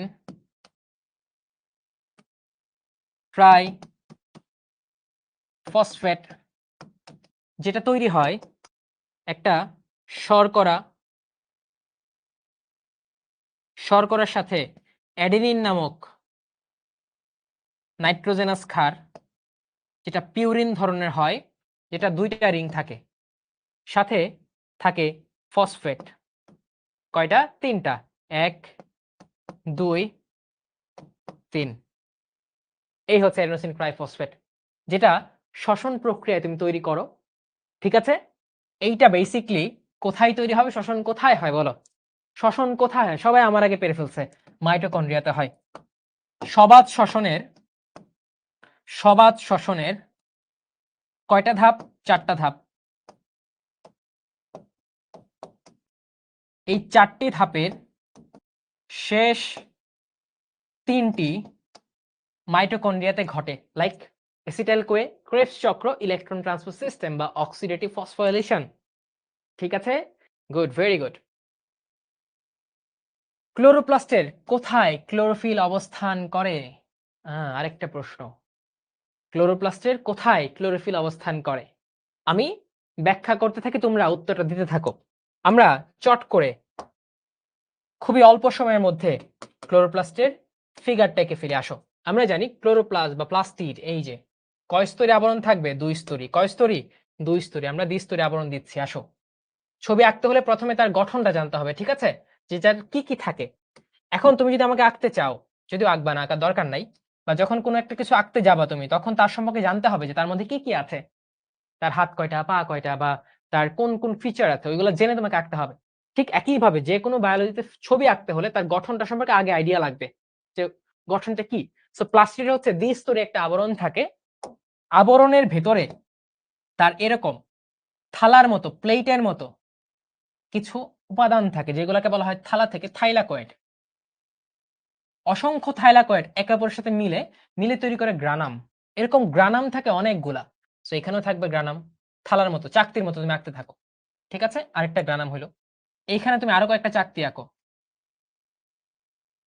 এই যে একটা গ্রানাম হলো। এখন ওরা তো বিচ্ছিন্ন থাকতে পারবে না, খাবার বানানোর ফ্যাক্টরি, তো ওদের মধ্যে কানেকশন দরকার। এখন কানেকশন কি করবে? একটা লম্বা নালি দিয়ে কানেকশন করবে। এই যে লম্বা নালি দিয়ে কানেকশন করলাম, কানেকশন করে দিচ্ছি। গুড, ভেরি গুড, ওকে, ডান। এই যে কোনো কিছুকে ধারণ করতে হলে, যেমন মা যেমন আমাদের ধারণ করে, তাই ওদেরকে ধারণ করে রাখতে হলো কি? মাতৃকা দরকার, ম্যাট্রিক্স দরকার। এই যে তোমার ম্যাট্রিক্স, ঠিক আছে, ম্যাট্রিক্স বা মাতৃকা। আর প্লাস্টিকের মাতৃকাকে একটা ডেফিনিট নাম দেওয়া হয়, যেটা হচ্ছে স্ট্রোমা। এটা হচ্ছে কি? স্ট্রোমা, তাই না? এই যে তোমার প্লাস্টিক আঁকা শেষ, এখন তুমি লেবেলিং করো। এটা তোমার বহিস্থ আবরণী, অন্তঃস্থ আবরণী, এটাকে বলবা থাইলাকয়েড। আর একাধিক থাইলাকয়েড একত্রে মিলে তৈরি করেছে একটা গ্রানাম, যেটা এক বচন, আর যেটা বহুবচন হচ্ছে গ্রানা। আর এই যে এটা হচ্ছে তোমার মাতৃকা বা স্ট্রোমা। আর যে লম্বা নালি মানে ল্যামেলি, নালি ল্যামেলি, যেটা স্ট্রোমাতে আছে, যেটা আলটিমেটলি গ্রানাম গুলাকে কানেক্ট করছে, তাকে আমরা বলবো স্ট্রোমা ল্যামেলি। এই যে আমার আঁকা শেষ, এখন লেবেলিং করে আসো। এটা হচ্ছে বহিস্থ আবরণী, দেখছো? তোমাকে কিন্তু গ নাম্বারে আসতে পারে এমন একটা চিত্র আমি খুব সহজে এঁকে দেখাইলাম, তোমরা এইভাবে আঁকবা। এটা অন্তঃস্থ আবরণী, এটা হচ্ছে থাইলাকয়েড। যেই থাইলাকয়েডের ভেতরেই আলোক নির্ভর অধ্যায় হয় সালোক সংশ্লেষণের, অর্থাৎ আলোকে প্রসেসিং করতে হবে, আলোকে ক্যাপচার করতে হবে। দ্যাটস ওয়াই এই থাইলাকয়েডের ভেতরেই থাকে কে বলতো? ক্লোরোপ্লাস্ট থাকে বা ক্লোরোফিল থাকে, নট ক্লোরোপ্লাস্ট, ক্লোরোফিল থাকে। এটা হচ্ছে স্ট্রোমা বা মাতৃকা, এটাকে বলা হচ্ছে স্ট্রোমা ল্যামেলি।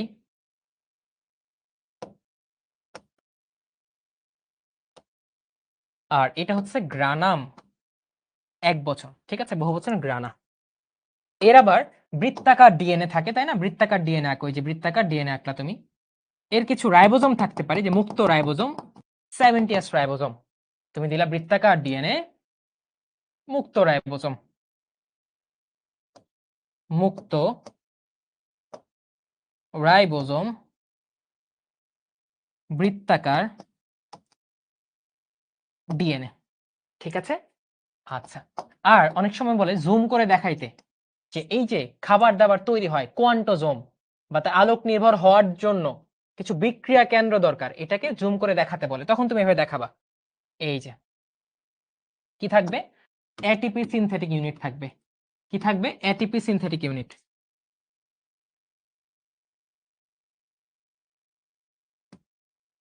ঠিক আছে, এইগুলাকে আমরা বলবো কোয়ান্টোজোম। কোয়ান্টোজোম,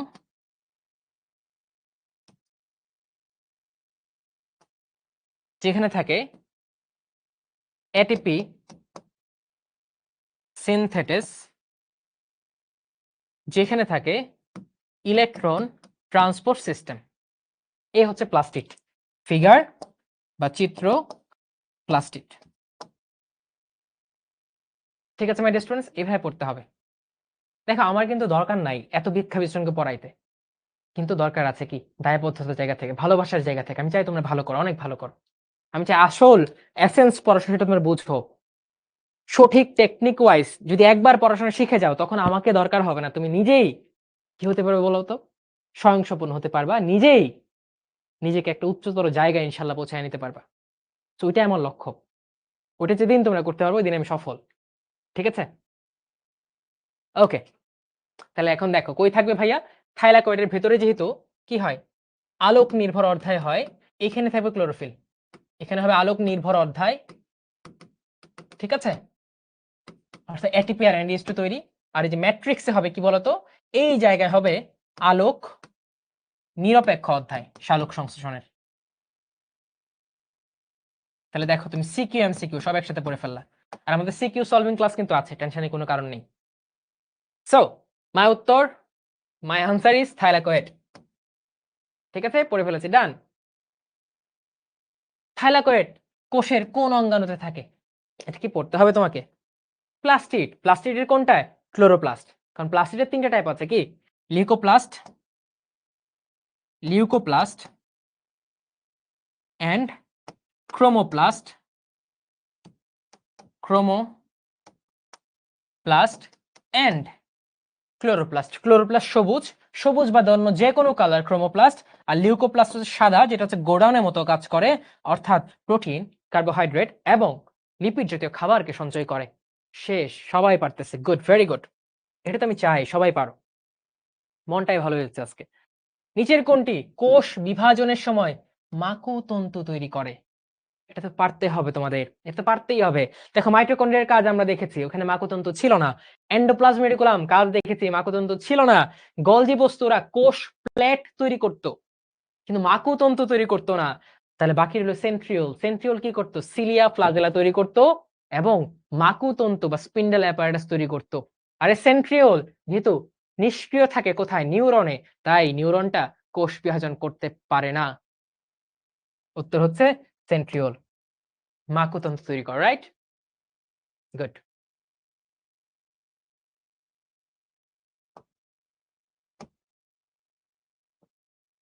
কয়টা বাজে? অনেক সময় আছে। কোষ গহ্বরের চারদিকে সাইটোপ্লাজমের হালকা স্তরকে কি বলা হয়? দেখো কোষ গহ্বরের চারদিকে সাইটোপ্লাজমের হালকা স্তরকে কি বলা হবে? হালকা স্তরকে বলা হচ্ছে টনোপ্লাজম। কি বলা হয়? টনোপ্লাজম। আরেকটা কথা তুমি মনে রাখবা, টনোপ্লাস্ট, টনোপ্লাস্ট ওইটা কি জানো? ওইটা হচ্ছে কোষ গহ্বরের আবরণ। কোষ গহ্বরের আবরণকে বলা হয় টনোপ্লাস্ট। কোষ গহ্বরে কি থাকে? কোষ গহ্বরে থাকে কি বলতো? কোষ গহ্বরে থাকে কোষ রস, যেটা আমাদের পানির ভারসাম্য, পিএইচ ইত্যাদি মেনটেন করে।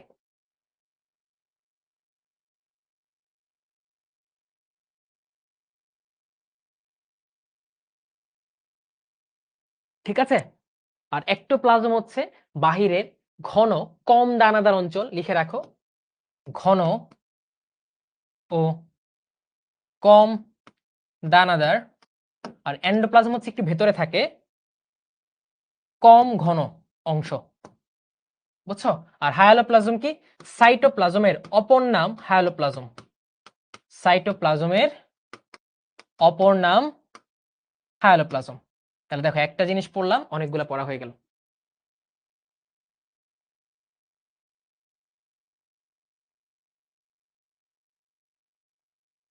আচ্ছা এখন দেখো তো, প্রথম প্রশ্ন আমরা যখন ব্যাখ্যা করি, এটা পড়ছিলাম কিনা, কোনটি ক্যারিওলিম্ফ নামে পরিচিত? নিউক্লিওপ্লাজম, একটোপ্লাজম, প্রোটোপ্লাজম নাকি এন্ডোপ্লাজম? দেখি তোমরা যদি পারো তাহলে আমি উত্তর ধরে নিব যে তোমরা মোটামুটি পারছো, আমি সফল হচ্ছে, নাহলে আমি ব্যর্থ, ব্যর্থতার গ্লানি নিয়ে চলে যেতে হবে। গুড, সবাই পারছে, সাবাস। নিউক্লিওপ্লাজমের অপর নাম ক্যারিওলিম্ফ।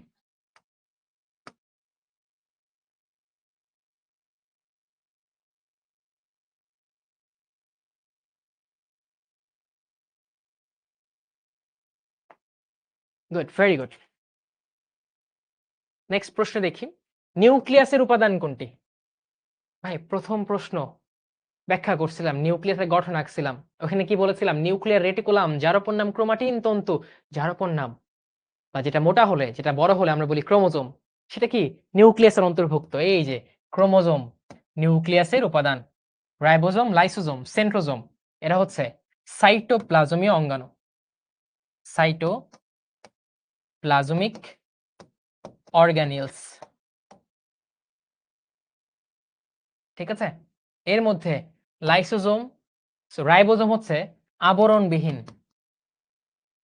আবরণবিহীন, আর সেন্ট্রোজোম কি আবরণযুক্ত, আবরণযুক্ত। কিন্তু কিন্তু কিন্তুটা মাথায় রাখবে, সেন্ট্রিওল, সেন্ট্রিওল, সেন্ট্রিওল এইটা আবার আবরণবিহীন অঙ্গাণু, মাথায় রাখতে হবে। গুড। হ্যাঁ, নিউক্লিওপ্লাজম হচ্ছে অ্যামরফাস। সাবাস, এক ধাপে এগিয়ে আমার থেকে। গুড। কোষের মস্তিষ্ক কোনটাকে বলা হয়? হেডকোয়ার্টার কোনটা? সবাই জানি এই নিউক্লিয়াসকে বলা হয় কোষের মস্তিষ্ক বা প্রাণকেন্দ্র বা কেন্দ্রিকা, তাই না? ক্লোরোপ্লাস্টকে বলা হয় কোষের রান্নাঘর,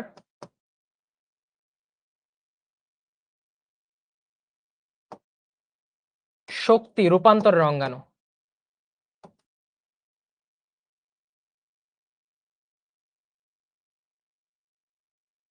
আর মাইটোকন্ড্রিয়া শক্তি উৎপাদনের অঙ্গাণু।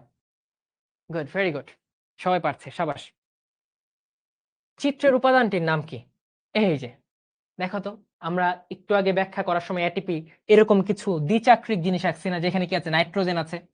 তাহলে নাইট্রোজেন দ্বিচাক্রিক, ওরা কি? এরা হচ্ছে নাইট্রোজেন ক্ষার, ওরা হচ্ছে নাইট্রোজেন ক্ষার। আর চক্র কয়টা এখানে? দুইটা, একটা দুইটা। এটা হচ্ছে পিউরিন নামক নাইট্রোজেন ক্ষার, পিউরিন নাইট্রোজেন ক্ষার। কি পিউরিন নাইট্রোজেন ক্ষার? পিউরিন কয় ধরনের আছে? দুই ধরনের, অ্যাডেনিন এবং গুয়ানিন। এর মধ্যে কোনটা এটা? দেখি, কেউ কি একটা বলতে পারবা? কেউ এটা একটু বলতে পারবে? এটা কোন বোর্ডে প্রশ্ন? ময়মনসিংহ বোর্ডের প্রশ্ন। কেউ কি একটু বলতে পারবা?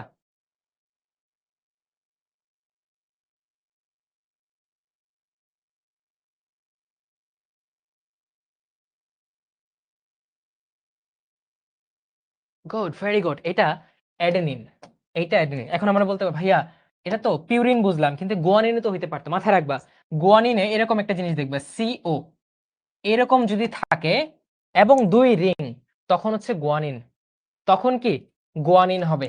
বাট দুইটা রিং আছে, সিও এরকম কিছু নাই, তখন বুঝবা অ্যাডেনিন।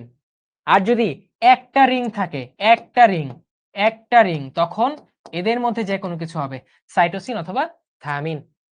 ঠিক আছে, গুড, ভেরি গুড। এটা যারা পেরেছো, hats off, you have earned my respect in the 12th class. 12 নম্বর ক্লাসে তোমরা আমার রেসপেক্ট আর্ন করেছো, হ্যাটস অফ।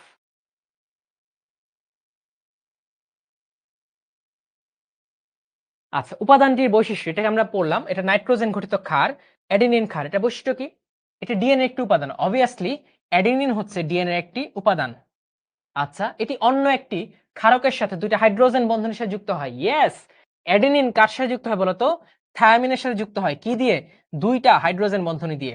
আবার সাইটোসিন গুয়ানিনের সাথে যুক্ত হয় কয়টা? তিনটা হাইড্রোজেন বন্ধন দিয়ে। সো এটা আমার কারেক্ট। এটি সুগার বা শর্করার সাথে কার্বনের 1 নং অবস্থানে যুক্ত হয়। অবভিয়াসলি কারেক্ট, আমরা পড়েছি। দেখো এই যে শর্করা, শর্করার 1 নং কার্বন কোনটা? এইটা। এর সাথে কি যুক্ত হতো? নাইট্রোজেনাস ক্ষার। তাহলে এইটাও কারেক্ট। তাহলে 1 2 3 সবগুলো স্টেটমেন্ট আমার কারেক্ট হয়েছে। এটা যারা পেরেছো ওদেরকেও সেলুট। ডি অংশ, ডিটা কি বলতো? এটা গলজি অ্যাপারেটাস, এটা হচ্ছে গলজি অ্যাপারেটাস, এটা হচ্ছে গোলজি অ্যাপারেটাস। কিসের মতো দেখতে? কিসের মতো দেখতে? লম্বা লম্বা নালীর মতো দেখতে। সো এটা হচ্ছে আমার সিস্টার্নি, এটা হচ্ছে সিস্টার্নি। 3 ধরনের সিস্টার্নি আছে, ট্রান্স, মিড আর সিস সিস্টার্নি। পড়বে ভালো করে, সিস্টার্নি। আচ্ছা, উপরের চিত্রের বৈশিষ্ট্যগুলো কোনটা? উপরের চিত্র কোনটা? এই যে মানে এটা বেসিক্যালি উপরে দেওয়ার কথা নিচে দিচ্ছে। আচ্ছা ডান। অর্থাৎ গোলজি বডির বৈশিষ্ট্য কোনটা? ফ্যাগোসাইটোসিসে সহায়তা করে, কোষ প্লেট তৈরি করে। হ্যাঁ, গোলজি বডি থেকে কোষ প্লেট তৈরি হয় ফ্র্যাগমোপ্লাস্ট এসে। লাইসোজোম গঠন করে। হ্যাঁ, এরা লাইসোজোম গঠন করে। এই দুইটা কারেক্ট। কিন্তু ফ্যাগোসাইটোসিস কে করে বলতো? ফ্যাগোসাইটোসিস করে হচ্ছে লাইসোজোম। ওটা ডিরেক্টলি লাইসোজোমের কাজ। গোলজি বস্তুর এর কোনো কাজ নাই। ঠিক আছে? সূচনাকারী কোডন, এটা দেখি কে পারো। Who wants to earn my respect? কেমন কেমন, সাবাস।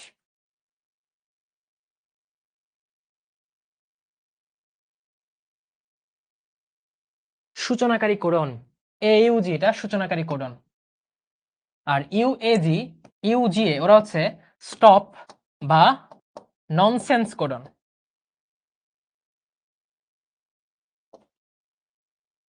ঠিক আছে? আর এটা কি সূচনা করে বলতো? ম্যাথিওনিন অ্যামিনো অ্যাসিডকে নির্দেশ করে। ম্যাথিওনিনের নির্দেশক।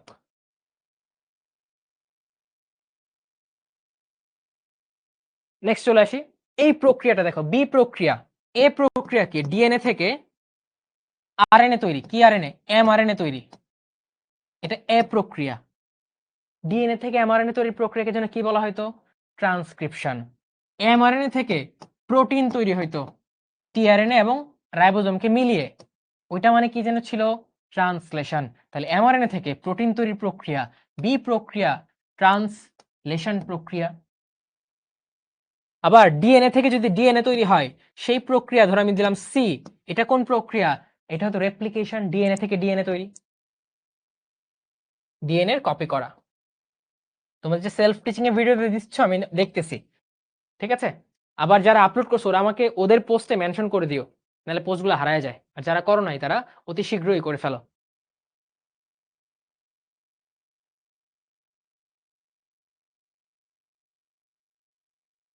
উদ্দীপকের এ প্রক্রিয়া, এ মানে কোনটা? এই যে এ মানে হচ্ছে ট্রান্সক্রিপশন। এ মানে হচ্ছে ট্রান্সক্রিপশন, এই যে ডিএনএ থেকে এমআরএনএ। আচ্ছা, এই প্রক্রিয়ার ক্ষেত্রে কি বলছে আমরা দেখি। এই প্রক্রিয়া সম্পন্ন করতে প্রয়োজন কি লাগবে? তুমি আরএনএ বানাবা। আরএনএ বানাতে যে এনজাইম লাগবে সেটা হচ্ছে আরএনএ পলিমারেজ এনজাইম। তুমি ডিএনএ এর নির্দেশনাকে কপি করবা, তো একটা ছাঁচ লাগবে। সেটা কি? ডিএনএ এর ছাঁচ। সহযোগী লিপিডকে আমরা পড়ছিলাম? মনে হয় না, এমন কিছু পড়ছিলাম। সো 1 এবং 3 এটা কারেক্ট আনসার। গো, সাবাস, থ্যাংক ইউ। আচ্ছা, চিত্র পি থেকে কিউ তৈরি হয় কোন প্রক্রিয়ায়? পি দেখো একটা দ্বিসূত্রক। দ্বিসূত্রক কি? দ্বিসূত্রক ডিএনএ। এই ডিএনএ থেকে তুমি কি দুইটা ডিএনএ পেয়েছো। তাহলে একটু আগে আমরা পড়েছি না ব্যাখ্যা, এখন তোমরাই বলো ভাই ব্যাখ্যা যে করেন, ব্যাখ্যা কি ভালো নাকি খারাপ? এই দেখো ব্যাখ্যা করেছে, এখন তুমি পেরে ফেলেছো এটা। একটা ডিএনএ থেকে দুইটা, তার মানে এটা রেপ্লিকেশন প্রক্রিয়া।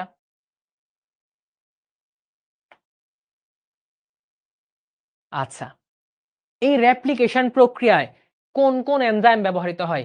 এটা যারা পারবে ওদের টপ 10 এর নাম আমি নিজ মুখে ঘোষণা করব এবং তাদেরকে আমার পক্ষ থেকে স্যালুট জানাবো। দেখি একটা পোল দেই। রাকিব, সবাই আনসার করে, পোল দিচ্ছি।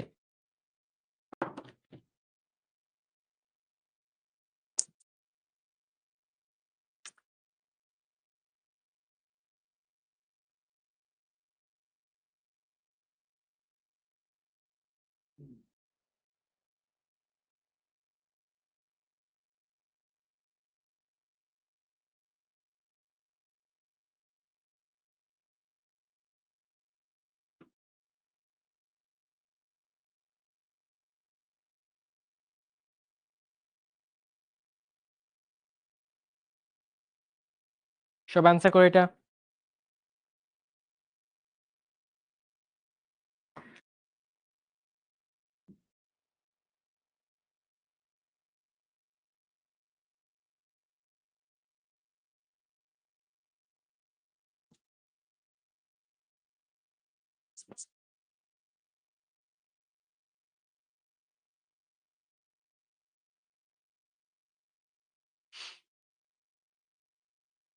Last 3 second. 1 1 2 3, শেষ। দেখি টপ 10। ইমরান, না, ইমামউদ্দিন। আচ্ছা, আব্দুল্লাহ, তাহমিদ, মিফতাহুল, অনন্ত সরকার, কবির, মিনহাজ, নিশাদ, মেঘলা, লাস্টে কি হৃদয় না হৃদি? কংগ্রেচুলেশনস। ঠিক আছে, তুমি ভুল করে ফেলেছো তো ভুল করে ফেলেছো। পরীক্ষা হলে কোনটা দাগাতে হবে সেটা কিন্তু ভালো করে ক্লিয়ার হয়ে তারপর দাগাতে হবে 1 এবং 3। হেলিকেজ দ্য ডেস্ট্রয়ার সে কি করে?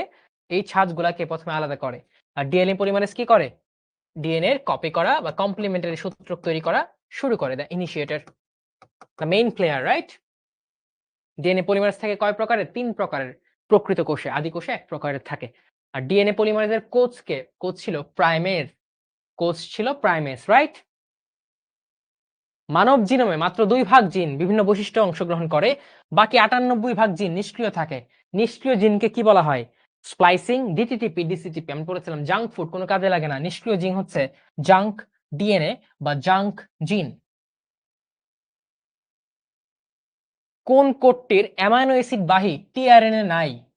অর্থাৎ যারা ননসেন্স বা স্টপ কোডন ওদের অ্যামাইনো অ্যাসিড বাহী টিআরএনএ নাই, ওরা হচ্ছে ইউএএ অথবা ইউজিএ অথবা ইউএজি। ওরা হচ্ছে ননসেন্স কোডন বা স্টপ কোডন, ওদের অ্যামাইনো অ্যাসিড বাহী টিআরএনএ নাই। এ প্রক্রিয়া এবং বি প্রক্রিয়া সংঘটিত হয় যথাক্রমে। এ প্রক্রিয়া দেখো ডিএনএ থেকে এমআরএনএ, এটা কোথায় হবে? এটা হয় হেডকোয়ার্টারে, কোথায়? নিউক্লিয়াসে। আবার এমআরএনএ থেকে অ্যামিনো অ্যাসিড বা প্রোটিন মানে ট্রান্সলেশন প্রক্রিয়া, এটা কোথায় হয়? এটা হয় সাইটোপ্লাজমে। কোথায় হয়? সাইটোপ্লাজমে। তাহলে উত্তর হচ্ছে ভাইয়া নিউক্লিয়াস এবং সাইটোপ্লাজম। আর সাইটোপ্লাজমের কোথায়? সাইটোপ্লাজমের রাইবোজোমে। কোথায়? রাইবোজোমে। উত্তর হচ্ছে নিউক্লিয়াস ও রাইবোজোম। Very good question. এবং যারা পেরেছো তারা নিজেকে একটু বলো আলহামদুলিল্লাহ আমি পেরেছি। নিজেকে একটু সাহস দাও যে তোমার দ্বারা সম্ভব, তুমি পারবে, তুমি অবশ্যই পারবে।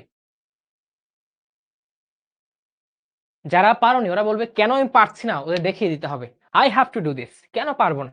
পারবো না শব্দটাই শুনতে চাই না, আমি শুনতেই চাই না। You have to hate this word, পারবো না। You have to always say আমাকে পারতে হবে। চেষ্টা করি, চেষ্টা করি, চেষ্টা করি, চেষ্টা করবো, আল্লাহর উপর বিশ্বাস রাখবো, চেষ্টা করবো, আল্লাহর উপর বিশ্বাস রাখবো, ফেল করবো, তবু নেক্সট টাইমের জন্য চেষ্টা করে যাবো। That's the mentality you have to go with on and on and on until you die. উদ্দীপকের প্রক্রিয়া সময়ের ক্ষেত্রে কোনটি সঠিক? এই যে আমরা পড়েছি, মানে ট্রান্সক্রিপশন, ট্রান্সলেশন। এ প্রক্রিয়ায় প্রাইমারি তৈরি হয়। এ প্রক্রিয়ায় প্রাইমারি। বি প্রক্রিয়ার সাথে টিআরএনএ সংশ্লিষ্ট। দেখো এই যে বি প্রক্রিয়া মানে প্রোটিন তৈরির সাথে কি টিআরএনএ লাগে না? অবশ্যই টিআরএনএ লাগবে যে অ্যামাইনো অ্যাসিড নিয়ে আসবে। এ প্রক্রিয়া ইন্টারফেজে সম্পন্ন হয়। নো নো, ইন্টারফেজে হয় রেপ্লিকেশন প্রক্রিয়া। কোন প্রক্রিয়া? ইন্টারফেজে হয় রেপ্লিকেশন, ডিএনএ এর কপি করা, এটা হয় ইন্টারফেজে। বি প্রক্রিয়ায় স্লাইসিং ঘটে। নো, স্প্লাইসিং ঘটে এইখানে। এ বা ট্রান্সক্রিপশন প্রক্রিয়ায় স্প্লাইসিং ঘটে। তাহলে উত্তর হচ্ছে খ নাম্বার। সাবাস, খ নাম্বার। এ যারা দিছো তারা ভুল করেছো। ট্রান্সলেশনে টিআরএনএ সংযুক্ত এটা। ডিএনএ থেকে এমআরএনএ তৈরির প্রক্রিয়া কি বলা হয়? আমরা অলরেডি পড়েছি ট্রান্সক্রিপশন। মিউটেশন কি? এই যে ডিএনএ এর সিকোয়েন্স চেঞ্জ হয়ে যায়, এটা হচ্ছে মিউটেশন। মিউটেশন একক কি? মিউটন। রেপ্লিকেশন একক কি? র্যাপ্লিকন।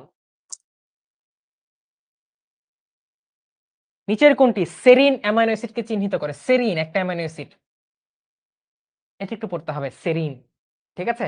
সেরিন কোথায় আসছে? সকল বোর্ড 2018 সালে আসছে। দেখো সেরিন, তারপর তোমার ম্যাথিওনিন, ঠিক আছে? তারপর তোমার সিস্টিন। এই অ্যামাইনো অ্যাসিড গুলা ইম্পর্টেন্ট। ম্যাথিওনিন আমরা অলরেডি পড়েছি, এ ইউ জি। সেরিনটা কি ভাইয়া? সেরিন হচ্ছে তোমার ইউসিসি। সেরিন হচ্ছে ইউসিসি। এটা না পারলে মন খারাপ করব না। যারা পেরেছো ওদের জন্য লাল সালাম, মনের অন্তঃস্থল থেকে সালাম।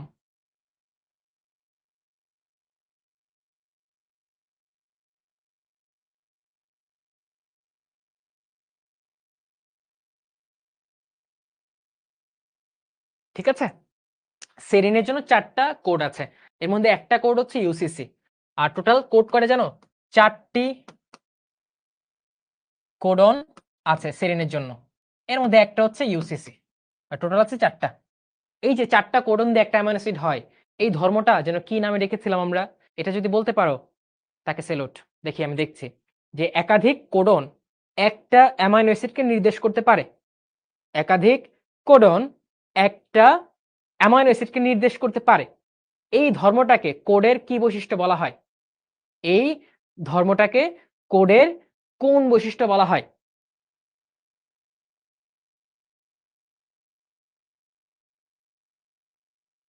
এই ৪ টা কোডন মিলে একটা অ্যামিনো অ্যাসিডকে নির্দেশ করছে। এটাকে বলা হয় রিডান্ডেন্সি। গুড।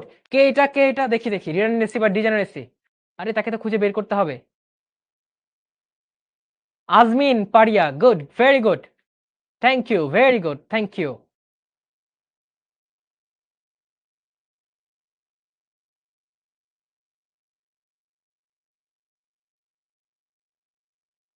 একজন বলছে, ভাইয়া আপনার টপ ফ্যান আম্মু। আন্টির প্রতি আমার কৃতজ্ঞতা এবং শ্রদ্ধা জ্ঞাপন করলাম আমি। আন্টিকে আমার সালাম দিও। আসসালামু আলাইকুম আন্টি। দোয়া করবেন আমার জন্য। ঠিক আছে? আচ্ছা। আর এই যে দেখো, এখন তো আমি অনেকগুলো প্র্যাকটিস করাইছি। এখন তোমাদের কাজ আছে না আরেকটু প্র্যাকটিস করা? আরো কয়েকটা, আরো মিনিমাম ৫০ টা এমসিকিউ প্র্যাকটিস করবা। Minimum 50 MCQ. কোত্থেকে পাবা? এই যে আমাদের ম্যাজিক বক্স প্র্যাকটিস বুক থেকে। দেখো বিগত বছরে এইচএসসি পরীক্ষার প্রশ্ন দেওয়া আছে। এখানে নিজে চেষ্টা করার জন্য তোমার প্র্যাকটিস কোশ্চেন দেওয়া আছে। তুমি এখানে খেয়াল করবা বিভিন্ন ভর্তি পরীক্ষায় আসা প্রশ্ন দেওয়া আছে। সো প্র্যাকটিস বুক থেকে মিনিমাম ৫০ টা এমসিকিউ আমি যেভাবে প্র্যাকটিস করেছি, the art of MCQ solving, এইভাবে প্র্যাকটিস করবা। ঠিক আছে? তখন দেখবে তোমার একটা কোয়েশ্চেন থাকে না, ভাইয়া এমসিকিউ পারি না, অনেক পড়ি। এগুলা ধূলিসাৎ হয়ে যাবে এই প্রশ্ন। ঠিক আছে? এমসিকিউ তুমি বস হয়ে যাবে, বস ইনশাআল্লাহ। সো ভাইয়ের কথা শুনতে হবে। যেখানে যাও না কেন, যে চ্যাপ্টারে পড়ো না কেন, ভাইয়ের কথা শুনতে হবে। আমি যেভাবে পড়াইছি তুমি কেমিস্ট্রি এবং ফিজিক্স, ম্যাথ এগুলো এমসিকিউ যদি এভাবে সলভ করো, the art of MCQ solving, সেগুলো তুমি বস হবা ইনশাআল্লাহ। সো যে চ্যাপ্টার এমসিকিউ সলভ করো না কেন, এভাবে সলভ করবা। ঠিক আছে? কেউ যদি জিজ্ঞেস করে কোত্থেকে শিখছো? Art of MCQ solving. চলো তোমাকেও শিখাই। বাট পোলাইটনেস এর সাথে। ক্লিয়ার?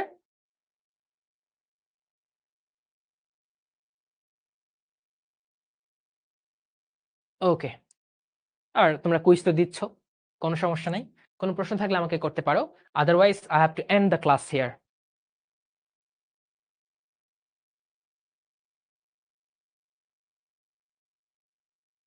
এই আজকে অনেক পড়া হইছে না? আজকে সেশনটা কেমন লাগলো বলো? তোমাদের সাথে মত বিনিময় সভা করি। আজকে সেশনটা কেমন লাগলো? আমরা অনেকগুলো জিনিস পড়ছি না?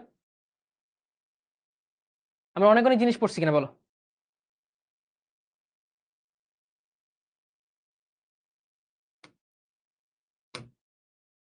আমরা অনেকগুলো জিনিস পড়লাম না? কেমন লাগলো? ভাল লাগছে? সো ক্লাস কেমন লাগছে? মতামত অবশ্যই আমাকে জানাবা। ঠিক আছে? মতামত অবশ্যই আমাকে জানাবা। আর এই যে আর্ট অফ এমসিকিউ সলভিং এটা কেমন লাগছে এটাও জানাবা। এবং শিখবো জিতবো বা তোমার মাধ্যমে যাতে সবাই এই আর্ট অফ এমসিকিউ সলভিংটা রপ্ত করতে পারে, সেটাও তোমার দায়িত্ব। বলতে পারো আমি আমার মশালটা তোমার হাতে তুলে দিলাম, যে যা ছড়িয়ে দে আলো, আলোকবর্তিকা হয়ে। ঠিক আছে? তো তুমিও কি করবা? ভালো জিনিস পজিটিভলি, অহংকার করে না, মানুষের মাঝে ভালো জিনিসগুলো ছড়ানোর চেষ্টা করবা। এবং ইনটেনশন রাখবা আমি আল্লাহর সন্তুষ্টির জন্য ছড়াচ্ছি। ঠিক আছে? এতে তোমারও সওয়াব। আর ইনশাআল্লাহ আমিও নিয়ত সহি রাখার চেষ্টা করব, আমারও সওয়াব হবে কিছুটা। ঠিক আছে? সো আমরা কি করলাম? আমরা ক্লাসের চ্যাপ্টার রিক্যাপ করলাম। চ্যাপ্টারে কি জিনিস ইম্পোর্টেন্ট, সিকিউ এর জন্য এমসিকিউ এর জন্য সেগুলো বলে দিলাম। আমরা এমসিকিউ সলভ করা পারফেক্ট ওয়ে দেখাইলাম। ঠিক আছে? এবং নেক্সট ক্লাসে আমরা সিকিউ সলভ করব ইনশাআল্লাহ। আর তোমাদের একটা কাজ দিলাম, সেই কাজটা কি? অবশ্যই নেক্সট ক্লাসের আগে আমাদের কৌশলের গঠনের যতগুলা যার গ্যাপ আছে ক্লাস কমপ্লিট করে ফেলতে হবে, একবার বইটা পড়ে ফেলতে হবে। আর যাদের অলরেডি পড়া আছে তারা কি করবে? আমাদের প্র্যাকটিস বুকে গিয়ে মিনিমাম ৫০ টা এমসিকিউ সলভ করবা। করব তো? আর শুরুতে একটা গল্প বলেছিলাম। ওই গল্পের ভিলেন কিন্তু আমরা হতে চাই না। ওই গল্পের প্রতারক, বিশ্বাসঘাতক কিন্তু আমরা হতে চাই না। এটা কিন্তু আমরা কথা দিয়েছি। সো নিজেকে প্রতিদিন সেটা স্মরণ করে দিতে হবে। যদি না মনে থাকে ওই অংশটুকুর কাট পিস বের করে নিজের গ্যালারিতে সেভ করে রাখো। ওই গল্পটুকু শুনবে এবং শুনে নিজেকে সবসময় পাম্পড আপ, মোটিভেটেড রাখবে যাতে এই গর্হিত কাজ তোমার দ্বারা না হয়। আর যদি দেখো তোমার বন্ধু ওইরকম উচ্ছন্নে যাচ্ছে, তাকে ওই গল্পটা শোনাবে। সেটা ছড়িয়ে দিবে সবার মাঝে। ঠিক আছে? সো ভালো থাকো, সুস্থ থাকো। নেক্সট সিকিউ সলভিং ক্লাসে ইনশাআল্লাহ দেখা হবে। আসসালামু আলাইকুম।